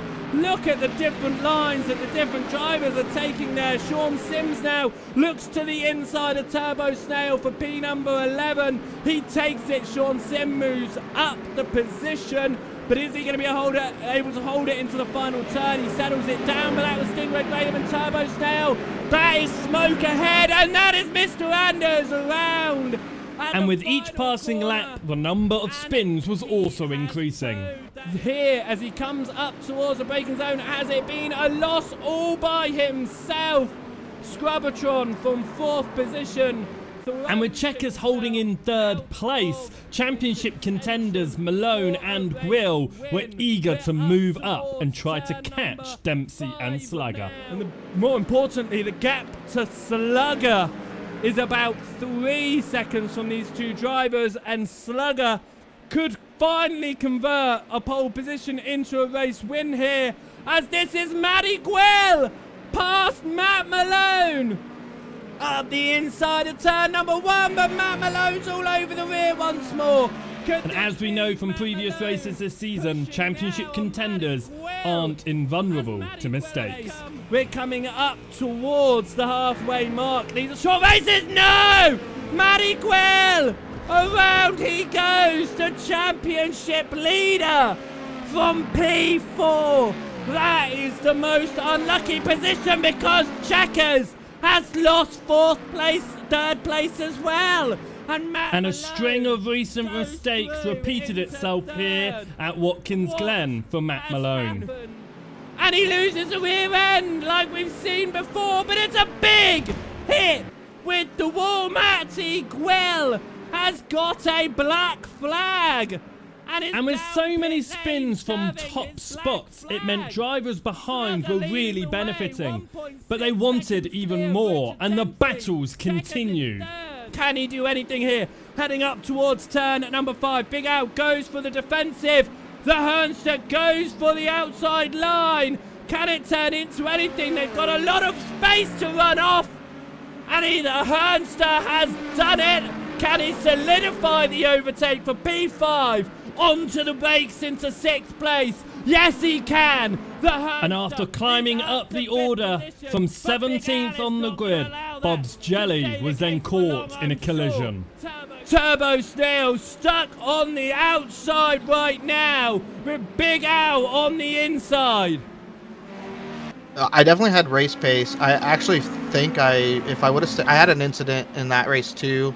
It's a very small snippet on the broadcast. You were focused on the group right in front of me, and you can just see my car spinning a bit in the bottom like left of the screen, where I had an incident in the bear block where I think Snack had put it a little bit on the inside, and I didn't think he was going to poke his nose in there, and so I pulled down. So it was just a racing incident where I kind of pulled down, and he hit my rear corner and kicked my rear end out, and I saved it, but I lost. I think I was in 9th, and I dropped to like 15th, and then had to battle back to the top 10. And at just the next corner, it's going to be contact. They bump wheels as they go into turn 6, and there's more contact. Aulatufu is around. Aulatufu is into the wall. And again, from top spot positions, more issues. We see what's happened to Turbo Snare at turn number 1. It's just another loss of the rear end, but he has been collected there from a Corvette. Recovering from the earlier contact, Bob's Jelly returned to the top 10 and was determined to keep Buster behind him. Go for a top 10, he's gonna risk it. Here comes Buster, became a gearhead on the outside of Bob's Jelly. Bob's Jelly holding a top 10 season result of 8th in the championship right now. He's going to be wanting to do the best that he can out of turn number 5. We've got, and even as the minutes tick towards the end, the battles did not let up. Getting the slipstream, he moves to the inside. Mecom is going to go for 7th place up towards turn number 5. He's got it, but he's not got the overlap. Tony Jabroni pushes it to hold as wide as he can. So wide through the cones. He's definitely lost that position. He looks like his first point's going to be a top 10, or are they? He's into the wall. Tony Jabroni and Pawski swapping positions ahead. Bob's Jelly going back for 9th up the inside of turn number 1. Buster became a gearhead, looking to swap back. Can he do it? No, he doesn't. He sits behind in Black Flag. That was facing the wrong way there. As here comes Buster became a gearhead, and this is past. Who's that ahead? A Corvette ahead? That's Tony Jabroni. This has turned into a 3-car fight. Bob's Jelly on the wide line in the Mustang. It's Tony Jabroni in the Corvette ahead. It's Buster became a Corvette behind.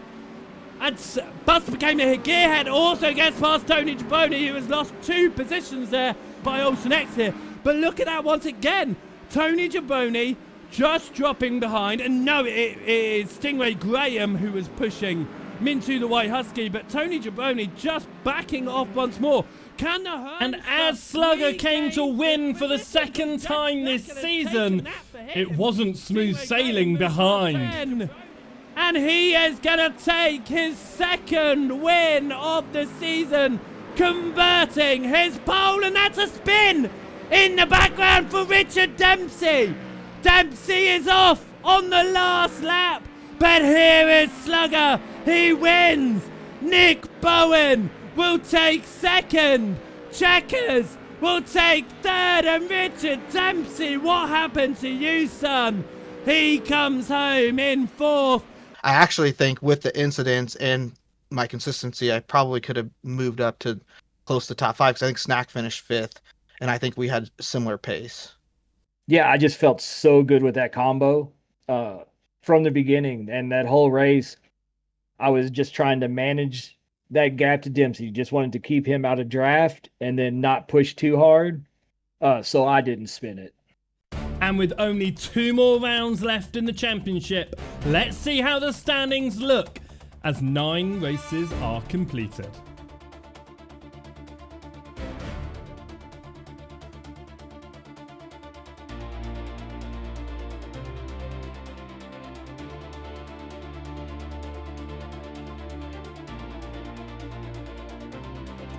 Welcome back, racing fans, and welcome to the virtual Portland International Circuit for the 2nd to last round of the Matt Malone Patron League. Today in the FIA Formula 4s. On board with Slugger here and see what he can do in the FIA Formula 4s, the Team Turkey livery here, going through what is at this circuit turn number 1, because we do not have the chicane. Up into turn 3 now, And then one of the actually it is the slowest corner on the circuit, turn 4. Very easy to get the back end lost at that turn. Very easy to spin yourself around. Slugger doesn't do that though. He's pushing very nicely, a 33.1 in the first sector, and it's looking like that's about average from all the drivers. Slugger coming up to again, a really difficult point here. Very easy to get your rear end to turn around at Portland on a number of these circuits. On the exit of turn 4 is the case, and through that chicane, 6, 7 into 8. Very easy to spin your car around, but that is a lap on board. Slugger, he's got some toe at the end there. It's a 107.1.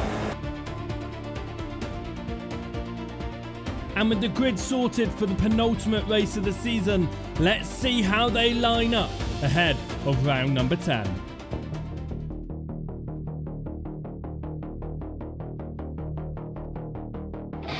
Yeah, actually, again, I usually don't practice. I didn't practice much, just a little bit before the race. And this is the race I was talking about. I was so mad I screwed up quali because I practiced quali laps because I know it's going to be important not to start mid-pack. And I actually set like some laps quite a bit quicker, and I just could not put it together in quali. So I was stressing a little bit. Really like that combo. I really like Portland. Such a fun track. So going into quali, I was like, man, just got to do one of my laps, and I think I got a shot at it. Screw quali up. Green, green, green. And we are green. We are away here at Portland. Some slow starters in the background. It is going to make it 4, 5 wide as we head up towards turn number 1. Matty Grill has the inside line. Matt Malone on the outside is going to have to give it up. A little bit of contact. Cars already round in the background. 3, 4 cars involved there off the racing circuit. Matty Grill holds it. Eric Osprey Martin moves up into second. Matt Malone in third. Another car around. He gets collected by 1, 2, 3, 4, 5, 6 cars. Lots of cars being collected in the background there. Slugger, championship contender, has got a neat ball flag. And then the first lap, there was just a huge checkup, and I got into the back of, I think it was Nick Bowen, if I remember right, and damaged. And then when I came back on track, right click and I got together again, and then I had wheel damage, so I towed. Again, just waiting to get back out, figured I could make up some spots, and then I got caught up in another incident, which really sucked, and then I was just done. And with Slugger out of the race, the last thing Matty Grill needed was a new driver in contention for a win. This is Eric Osprey Martin behind Matty Grill. How is he going to do it? The slipstream, and he just goes for it. And Grill knows he needs to be safe.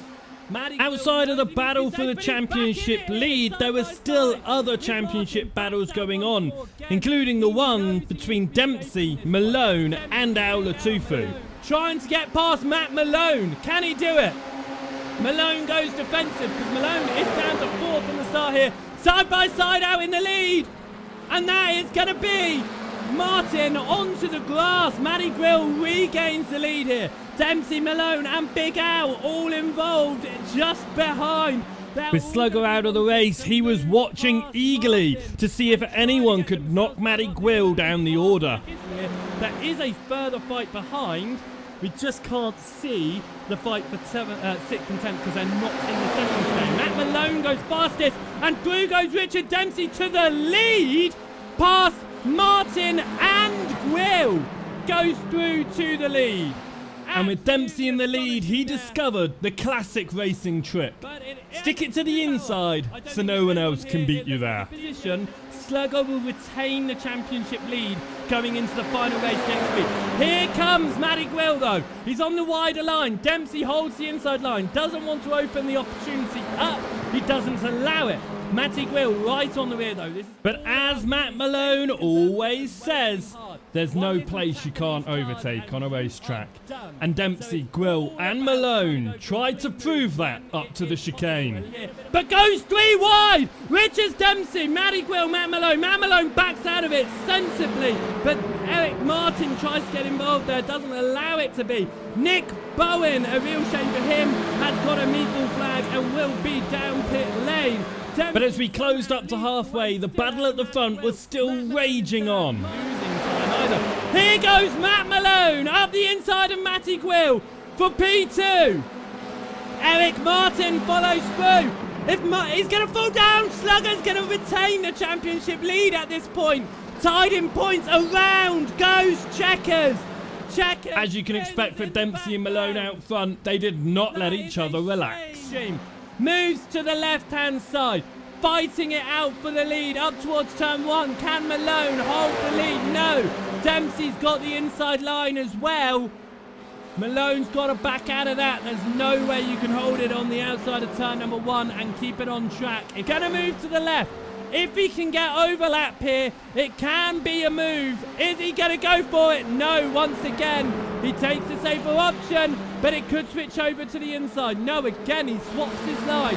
Is he going to get enough overlap this time before turn number 1 to hold on to this position? Here comes Martin. Malone on the outside, Dempsey on the inside. Surely this is Dempsey's corner again. It is. Looking at the championship standings when Matt Malone was in the lead, if Dempsey loses position to Martin, Malone will regain 3rd in this championship. Malone can make his way through. Once again, Malone has to go to the outside line. He doesn't want to risk it jumping all the way to the inside. He's not had good race results lately. Even if he gets P2, it'll be his best result in weeks. He goes slightly wide. He just gets onto that curbing on the outside line.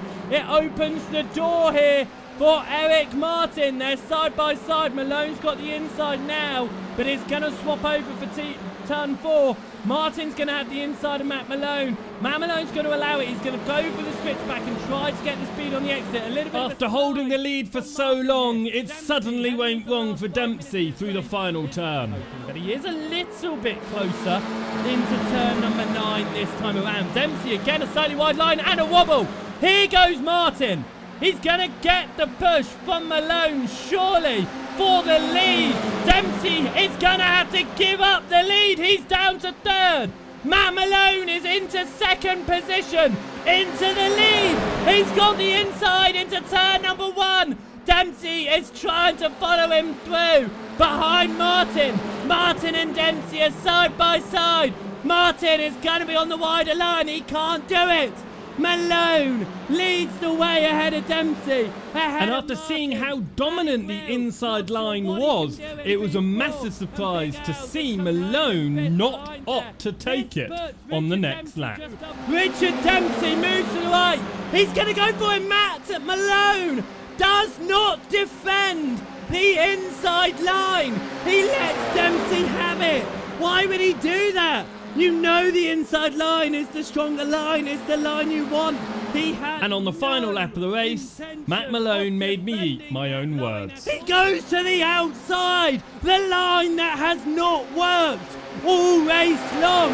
Dempsey holds the inside line. Surely it'll be the lead. Matt Malone holds it through turn 1. Through turn 2 he slides, but he's still there. He's up the inside of turn 3. All race long, that outside line has not worked. Matt Malone has made it work. Dempsey's got the inside into turn 4. Is there going to be contact? There is a slight nudge. Dempsey's ahead though. Martin just behind. Malone in P2. What is going to happen here? They all follow each other. No. Martin wants to go for the inside. Matt Malone is there. Is it going to be 3 wide? Martin backs out. Malone does not back out. Side by side with Dempsey. He swaps over for turn 9. Dempsey's on the wide line. Matt Malone's on the inside line. Who's going to take this? It's going to be a drag race to the line. Dempsey's got the overlap. Richard Dempsey wins the 3rd time this season. Thanks to the 5 points that Slugger managed to recover at Summit Point, his drop points returned to him and kept him tied with Matty Gwill at the top of the standings going into the final race of the season.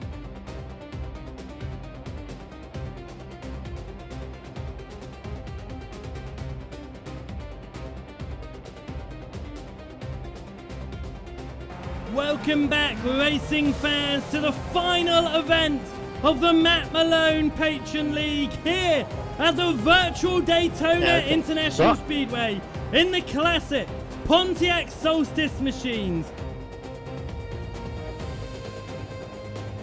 Can Slugger find somebody to work with? He is going slowly here on his outlap.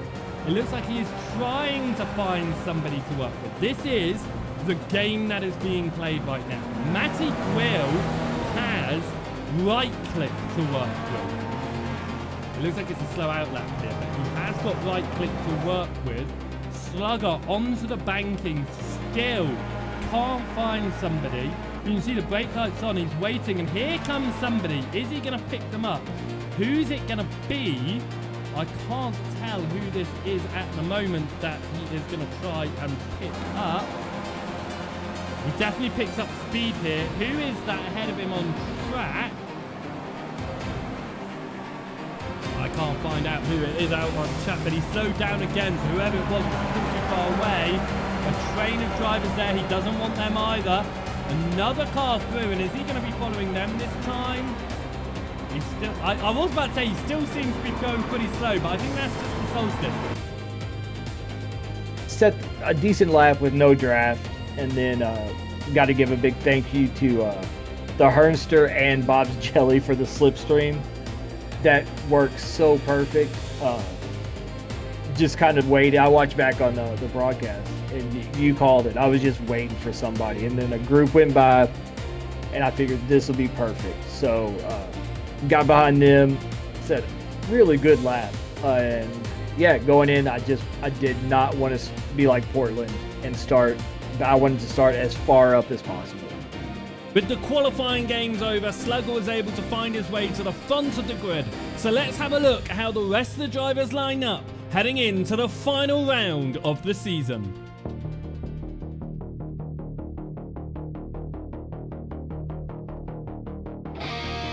So I knew it'd be close with Maddie going into the last round. I didn't know it'd be tied. When I saw that it was tied, I was just like, oh, this is perfect. Because of all people, I love Maddie. He's one of the cleanest drivers, so I thought it was awesome that the fight was going to come down to us. But going into Daytona, a track that I've driven a little bit here late, the last season or so, but a car that I've never driven. So I figured it'd be interesting. But being a slow car, I felt like I'd be pretty good at it. I was mainly focused on the race. I hadn't thought too much about it. I wanted to finish as high as I could in the championship, but honestly, I was happy being in the top 10, especially knowing that I had a really poor start to the season and missed 2 races. I'm like, if I just would have been mildly consistent those first 2 races like I was at the end of the season, like I would have been in the mid top 10 instead of the bottom of the top 10. But I was mainly focused on the race. Being new to iRacing, that car was not one that I even knew existed in the game until he switched it to that. So that was interesting. But yeah, mainly focused on the race. I mean, I was focused on the championship standings when I watched the replay back, watched the broadcast back. Then I was glued to the standings on the screen probably more than the racing. The green flag is out! You can't tell it, but they're accelerating away! Slugger pulls away, that's Matty Quill, looking to the inside of Nick Bowen, up towards turn number 1, if he can get that move. It looks like he can, but he breaks a bit early here. A lot of drivers going nice and careful at the start here, especially our championship contenders. Martin, not one of those, is pushing with neck arms side by side. Nick Bowen is trying to get back around the outside of Matty Quill. Has a big incident in the background there. Stingray Graham, Right Click and Provi look like they are involved in that towards the back of the field. Provi has got a meatball flag. There is a marker flare, but he will be down pit lane.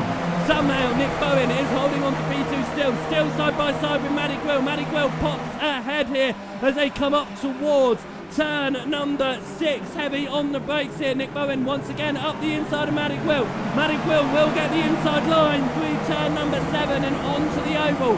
Who is Slugger going to try and get the slipstream to? It's going to have to be Matic Will, because Matic Will moves through. We are now going to show the standings as we go up onto the line, as Matic Will is extremely wide onto the oval here. He's not going to get the push. He is not going to get the slipstream here. With multiple championship fights going on, our focus was of course on the championship fight for the win between Slugger and Matty Gwill, both of them at the front of the field. Quite heavily towards the back then. This is the fight up at the front. Slugger is pulling away, but Matty Gwill gets up the inside of Nick Bowen. They're side by side here for P2.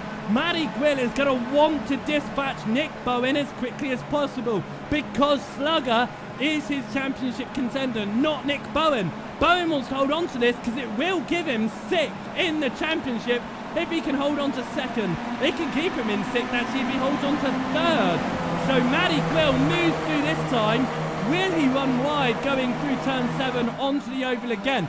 Slugger. It wasn't long until the banked oval showed us what we were in store for the rest of the race. As Matty Gwill is going to go for the lead in the championship.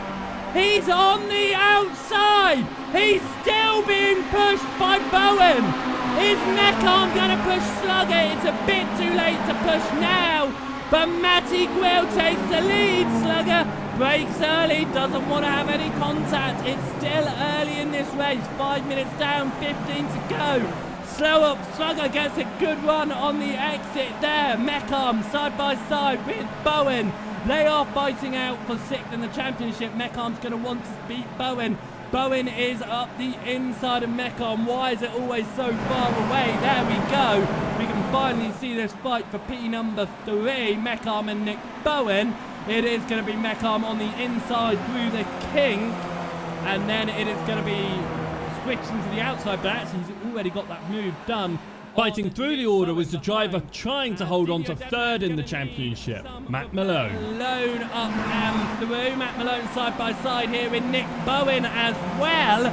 That's going to help Meckham in the championship, and Matt Malone breaks early. Nick Bowen going nice and tight. Malone going for the run on the exit, but Martin has got some speed as well. Is Martin going to push Bowen? No, he tucks to the left. He's going to follow Malone. Malone moves to the right to help Nick Bowen and not allow Martin through. But he gets back onto the racing line for it now. Martin side by side with Bowen. Martin on the outside. Bowen is going to keep the inside line. He keeps it tight. He keeps that position. And it wasn't long until our focus returned to the very front of the field. Through the chicane that time around. Here comes Slugger. He moves to the outside line. Slugger and Matty Gwill fighting for the championship, fighting for the race win here at Daytona. Slugger on the outside takes the lead, and here comes Meckham to get involved and try and help Slugger perhaps in taking the lead in this championship. He can't tuck it up the inside because he's still got more Matty Gwill there. Matty Gwill and Meckham side by side. Powski, black flag from inside the top 10. Going into that race, I focused on one corner, and that was the bus stop. Because if you make a little mistake in the infield, even going onto the oval, which Matty was much better than I was going onto the oval. But I've just focused on the bus stop because I knew that was going to be the key corner. And what a great place to focus on, as it became a very important corner for the championship fight. Move on Slugger now, but it could be a move within the next lap or two. Or is he now going to try and stay behind up until the end? That's going to be a very risky choice to make, because you've got the drivers behind like Meckham, who has got some good speed on the outside. Matty Gwill just doesn't look too fast through the bus stop chicane. Brake lights on for Matt Malone as he goes to push Matty Gwill. Is that the choice he should have made? I don't think so, because here comes Martin Some good speed on the outside. Is Mecham going to hold second this time? We've got Matty Grill on the inside. This is for the lead. 6 cars. Someone just blew their engine. Who was it? Was it one of the leading 6? It was. It was Nick Bowen. Nick Bowen blows his engine. A fantastic opportunity for Bob's Jelly to move further up the championship order, but a shame for Nick Bowen to be out. I knew Malone was going to get involved. Like, it's Malone. He's going to get involved. So I was kind of, and this sounds crazy, but I was waiting for him to take the lead because I knew he was going to be quick and I wanted his slipstream. So I didn't mind being in third. Slugger doesn't go for it. He stays behind. Slugger stay behind Matt Malone. He's going for it. He doesn't care. This is a championship fight. Matt Malone dives to the apron and takes the lead of the race here at Daytona. Matty Grill is in second and Martin takes third. And then I saw Matty pushing Malone, which was so smart by him. He didn't care for the win. He was looking at the championship. To push him. What is Matty Grill going to do? He's sticking behind. He wants to win, even if he doesn't win the race. If he can just pull away from Slugger here, he will win the championship. Or is he just going to stick behind for the white flag next time around? And as Slugger thought, it all came down to the bus stop chicane. As we can see, the fight between the two drivers of Slugger and Matty Grill, as Matty Grill has had another slow bus stop. Matt Malone is out front. He can win this though. That's fine. This is the championship fight we're watching. It's between Matty Grill and Slugger, second and third. And this is a huge amount of time after losing a second last lap. Matty Grill loses it down to P3. Matt Malone, Slugger onto the apron. Then I felt pretty good because I knew I would catch him. And then Matty actually had a very slow bus stop. So went ahead, passed him. Malone was ahead. And going into the last lap, I felt like I was going to win the race. It's down to half a second. Matty Grill goes to the inside. He can't make the move into the bus stop. He's going to have to make the move up to the line. This is for the championship. Matt Malone runs slowly through the bus stop. It's going to give Slugger a good amount of tow. Matty Grill is out of it. It is exactly what I wanted going into the last lap. Malone in front, me second. Slugger to the championship. But is it going to be a championship win for Slugger? Can he get past Matt Malone as we head up to the oval, to the line? Slugger is in P1. Matt Malone's on the inside. Slugger wins. He wins at Daytona and he wins the championship. I wanted to win, and I felt like with that slipstream, I knew I was going to catch him. And yeah, I was like, I wasn't streaming, but I wish I would have been. I was actually I was way too happy for this league to win this league. Like, I was so happy. And the final round of the season is completed. Missing out on the victory in round 1 and waiting until the 7th round to take his first victory, Slugger ended up taking the championship by just 7 points, with 3 total victories in the end over Matty Grill. And in the final race of the season, Bob's Jelly moved up to 7th in the championship with 99 points. What could have been without the poor results at the start of the season?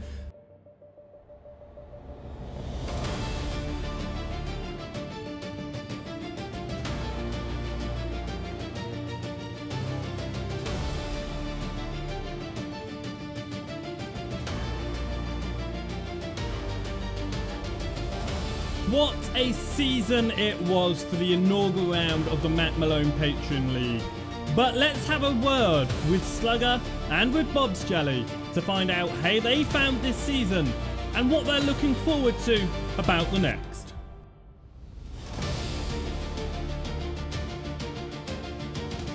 Yeah, maybe fifth or fourth would have been the best. Maybe the problem was that those guys were getting wins, and I never felt, besides the VW race, that I had much of a chance to get a win. So probably in that fifth place range is more of what I would have topped out at. It was so awesome because, again, just so many good battles throughout the season with the guy. It was just so much fun, and yeah, to be the winner of the first one, it was a lot of fun. It was so awesome, so cool. I'll tell you, my goal for season 2 now will definitely be, top 5 if I can, for sure. And I actually feel like 2 of the races I missed, the Mo Sport race and the Radical, and then the F4 race, are 2 of my better. I had pacing. I did a couple practices before I was missing the Radical race. I didn't realize I was going to miss it leading up to it, so I was practicing like normal. I was within a tenth or 2 of the pole lap on my pace. And then with the F4, same thing. I was 2/10 off of the pole lap in the F4 car. So I think even if I would have just got to do those races, I could have finished higher as well too. Nice, yeah. We're gonna definitely make a run to defend the title. So I'm just looking to have fun. It's the most fun I have on iRacing for sure. I really like the mix. I think having a fair balance of, I know Matt really likes the slow cars, and a lot of guys really like the slow cars. I would like to see some fast cars too. Like I like the LMP3, I like the GT3s. So I think keeping a mix of those and not just going to slow cars. I would like to see maybe a Formula V race. I mean, I know that's kind of a meme sometimes on the street talking about the Formula V. But I would really like to see a Formula V race. Those cars are pretty fun to drive. So maybe more open wheel would be my answer. I really like the open wheel cars as well, the sports cars, and I think it's just a little bit different driving style. And so I think that would really test the group of drivers to have to. The braking is just completely different. So that would be my only feedback. Otherwise, I love it. Keep it the same way. A little bit longer. I think I would like a 10-minute practice right before the race would be nice. I'm practicing anyway. Right up until the race generally. I'm generally hopping on at 2 o'clock and practicing for 30 minutes just in a test drive. I think if I could do that with other people in the community, that would be fun as well too. I'd like to see maybe for the finale or mix one in there, just like one longer race, like 45 minutes to an hour, like pit stop, a little strategy. And it seemed like the racing was closer with the slower cars, and I know a lot of people don't like them. But it's just good racing. So I know Malone will come out with another banger schedule and combos. So yeah, I'm just looking forward to it. Hopefully we get some more people in there. The racing is just so much fun. And 3 months have never gone so quickly before. Season 1 of the Matt Malone Patron League is done. But we are prepared for season number 2 coming your way shortly. So I look forward to returning and broadcasting all of the races once again for you. Thank you everyone who has supported me in bringing you the Matt Malone Patron League. The community at Matt Malone's stream is like none other, and that is testament to the man himself. So thank you to everyone involved, but none the least, thank you to Matt Malone. So until season number 2, I have been Beehive Bill, you have been watching Full Send, and I'll see you next time. Goodbye. Slugger wins the whole damn thing. Congrats, dude. Totally that was amazing racing, guys. The slowest finale ever, but amazing slowly. This is like Michael Jordan's flu game. Good job, Slugger. Good championship win. Hey, thank you, dude. Yeah, congrats, Slugger. Great racing, man. The whole race, that's all I really focused on was the exit out of the bus stop. Hey, thank you. Thanks, everybody. Holy shit, Bob. That's a crazy fast lap. Well, the engines fire up on a Saturday night. Virtual rubbers burning everything.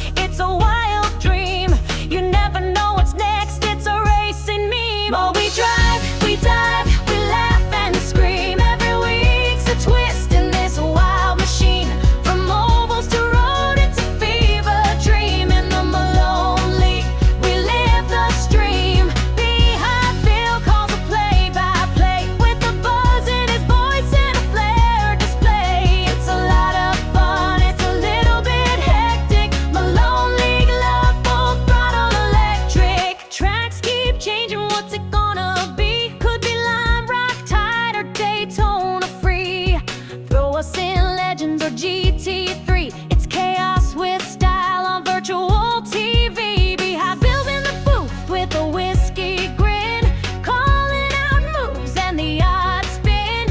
Car 42 just lost it again, but we're all in it deep, no matter who wins. In the Discord chat, it's a festival vibe with memes and screams and the classic jibe. You miss one race, you'll feel deprived, 'cause the league ain't just fast, it's alive. So salute to the folks who crash with pride, who take a jump line or go wide on the ride. From the back of the grid to the checkered side, you're part of the legend with Malone as guide. Oh, we drive, we dive, we laugh and scream. Every week's a twist in this wild machine. From ovals to road, it's a fever dream. In the Malone League, we live the stream. Behind Bill calls the play-by-play with a buzz in his voice and a flair display. It's a lot of fun, it's a little bit hectic. Malone League love, full throttle electric. No pit strategy could plan this mess, but that's what makes it the very best. We ain't pros, but we pass the test, 'cause we race with heart, forget the rest. Yeah, we drive, we dive, we laugh and scream, fueling up dreams on a pixel beam. Fast or last, we're still the team. In the Malone League, full sense supreme, with Beehive Bill shouting every thrill, and Malone bringing vibes that always kill. It's fun, it's wild, it's kinda poetic. Matt Malone's League, glorious and hectic. Great season, everyone. We'll gear up, get the next season going next month at some point. Yeah. And, yeah, we'll make next season even bigger and better. Thanks, Matt. Appreciate it. Yeah, thanks, Matt. I love the format. Fun championship, Matt. Thank you very much. Yes, Matt, I'm glad we could pay for your new animal. Thanks a lot, Matt. Appreciate you. Hey, thanks, guys. Yeah, there's some Amish woman in Wisconsin right now that has all your guys' money, so I guess that worked out in the end. Should have named her Patreon.